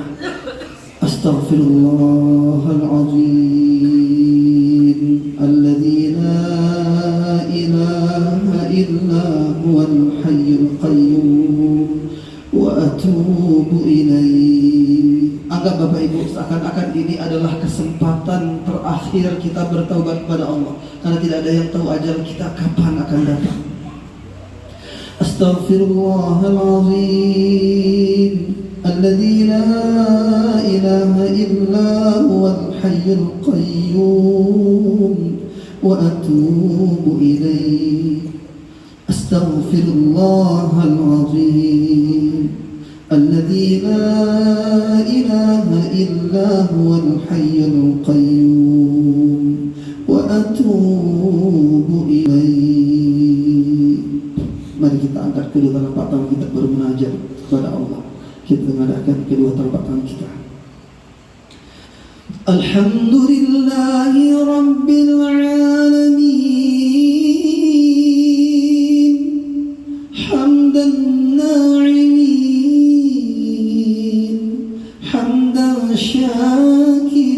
شاكرين حمدا يوافي نعمه ويكافئ مزيدا.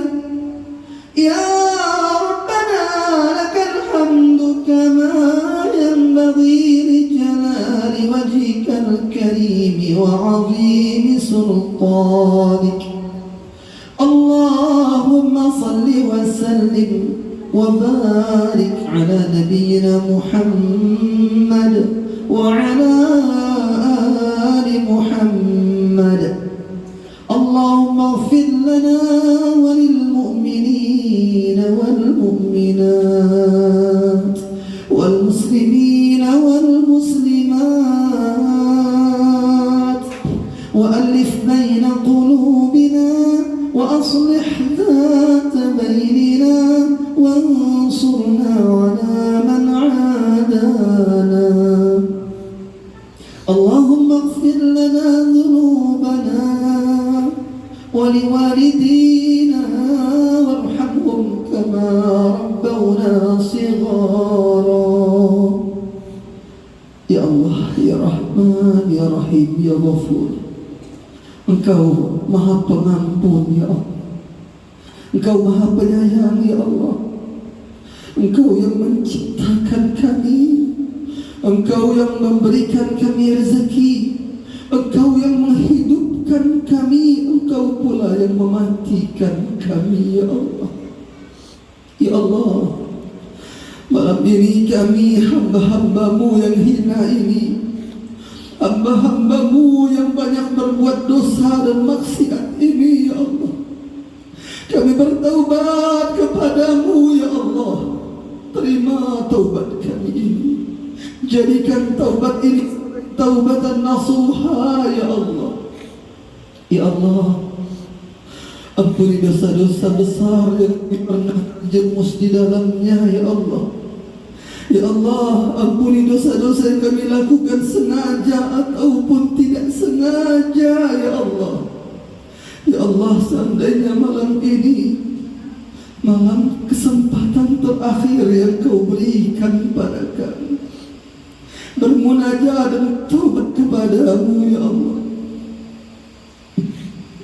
Ya Allah, maka bukakanlah pintu taubat untuk kami, taubat nasuha ya Allah.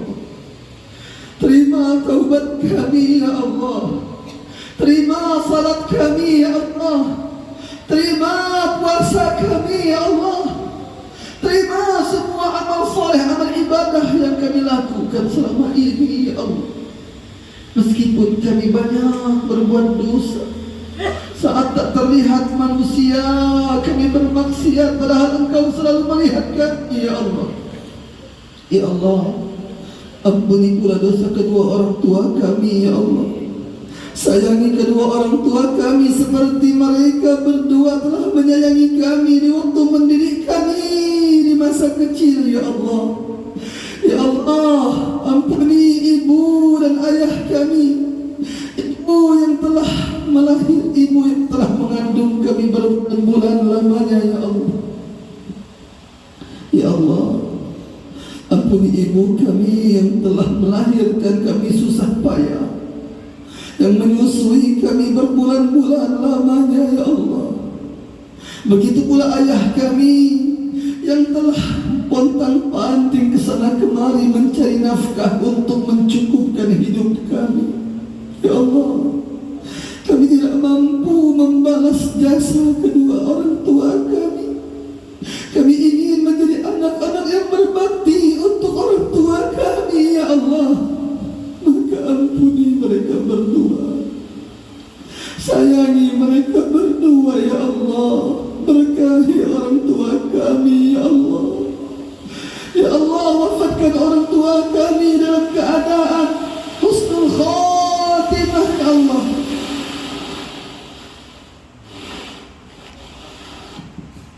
Ya Allah, ya Allah, ampuni kedua orang tua kami. Berkahi orang tua kami yang masih hidup ya Allah. Ya Allah, berkahi akhir hayatnya ya Allah. Wafatkan kedua orang tua kami dalam keadaan husnul khatimah ya Allah. Perkenankan kami mentalqinkan kedua orang tua kami dengan kalimat la ilaha illallah. Ya Allah, ringankan sakaratul maut orang tua kami. Jangan biarkan orang tua kami kesusahan ya Allah, kepayahan saat menghadapi sakaratul maut ya Allah. Ya Allah, selamatkan orang tua kami dari siksa kubur ya Allah. Selamatkan orang tua kami dari neraka jahanam ya Allah. Ya Allah, selamatkan kami semua ya Allah dari semua azab-Mu di dunia maupun di akhirat ya Allah. Wafatkan kami semua dalam keadaan husnul khatimah ya Allah. Jangan Kau wafatkan salah seorang di antara kami dalam keadaan su'ul khatimah ya Allah. Wafatkan kami saat beribadah kepadamu. Wafatkan kami saat kami masih beriman, bertakwa kepadamu ya Allah. Ya Allah, berikan kami petunjuk yang lurus ya Allah. Berikan petunjuk-Mu kepada keluarga yang kami cintai, yang kami sayangi ya Allah. Ya Allah, bimbing anak-anak kami jadi anak-anak yang soleh dan solehah ya Allah. Selamatkan anak-anak kami dari pergaulan yang buruk ya Allah. Selamatkan anak-anak kami dari segala maksiat ya Allah. Selamatkan anak-anak kami dari musibah ya Allah. Selamatkan anak-anak kami dari segala macam penyakit ya Allah. Jadikan anak-anak kami anak-anak yang soleh dan solehah semuanya ya Allah. Anak-anak yang menjaga auratnya, menjaga salatnya, anak-anak yang berbakti kepada kedua orang tuanya ya Allah. Jadikan anak-anak kami ahlul Quran yang nanti akan membanggakan orang tuanya di hadapan-Mu ya Allah. Ya Allah, ya Allah, berikan kami rezeki dari arah yang tak terduga, rezeki yang halal, rezeki yang barakah ya Allah. Melimpah ruah untuk sebanyak-banyaknya kami beramal jariah ya Allah. Ya Allah, Perkenankan kami semua berangkat ke tanah suci-Mu ya Allah, untuk melaksanakan haji dan umrah bersama orang-orang yang kami cintai, yang kami sayangi, yang mencintai kami dan menyayangi kami ya Allah. Perkenankan kami ya Allah tahun depan berhaji dan berumrah dan mendapatkan haji mabrur di sisi-Mu ya Allah. Perkenankan kami berangkat haji tahun depan ya Allah bersama orang-orang yang kami cintai, yang kami sayangi ya Allah. Ya Allah, ijabah doa-doa kami ini ya Allah.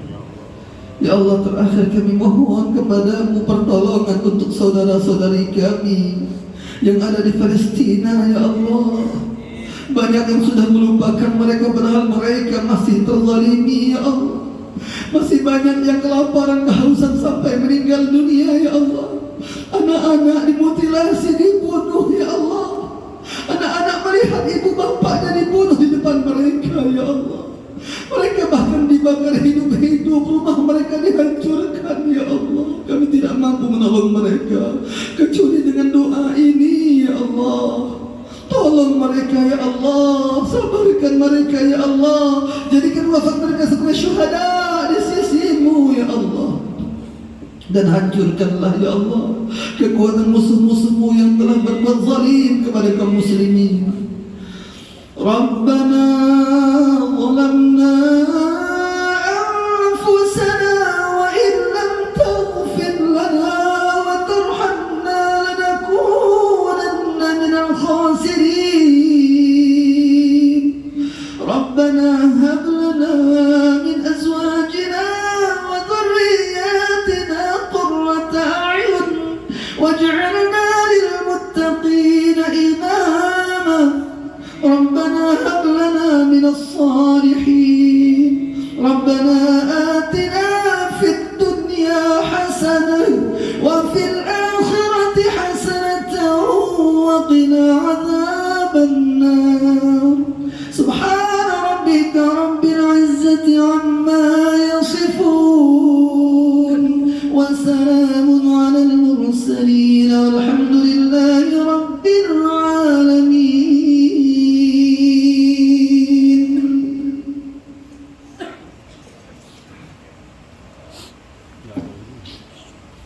Bapak Ibu yang dimurkai Allah Subhanahu wa taala, saya mohon maaf jika ada kata-kata yang kurang berkenan di hati. Jika ada penyampaian yang keliru, tentunya datang dari saya sendiri. Al-haqqu min rabbik. Kebenaran hanya milik Tuhan kita, Allah Subhanahu wa taala. Sekali lagi saya mohon maaf jika ada kata-kata yang kurang berkenan di hati. Wallahu a'lam bishawab. Subhanakallahumma wa bihamdika asyhadu an la ilaha illa anta astaghfiruka wa atubu ilaik. Sebelum saya tutup dengan salam, sedikit informasi buat Bapak Ibu semuanya bahwa kami membuka pendaftaran untuk pondok pesantren tahfizul Quran. Jadi kami sedang membangun pondok pesantren tahfizul Quran, namanya Ponpes Tahfizul Quran Al-Amin di Kota Cilegon, di Temugiring, Citangkil, masuknya Kota Cilegon ya, Banten. Bagi yang ingin berinfak, bersedekah, beramal jariah, boleh hubungi kami. Nanti insya Allah kita kasih nomor rekening yayasan pesantren. Bagi yang mau berkunjung silahkan hubungi kami juga, nanti kita bisa berkunjung ke sana insya Allah. Dan bagi yang mau mondok juga, yang pengen jadi hafidh atau hafiz Al-Quran, tapi untuk sementara laki-laki dulu. Kami baru menerima buat putra aja. Untuk putrinya nyusul nanti insya Allah kalau sudah ada pembangunan. Nah ini pembangunannya baru masjid, ada beberapa tempat yang nanti bisa tempat di masjid itu ada untuk asrama putra insya Allah. Ini aja informasi dari kami. Mungkin ada yang nanti pengen mondok, silakan hubungi kami insya Allah bisa mondok di pesantren kami, menjadi calon-calon imam besar dan imam masjid haram mudah-mudahan. Amin ya rabbal alamin. Wallahu a'lam bishawab. Assalamualaikum warahmatullahi wabarakatuh.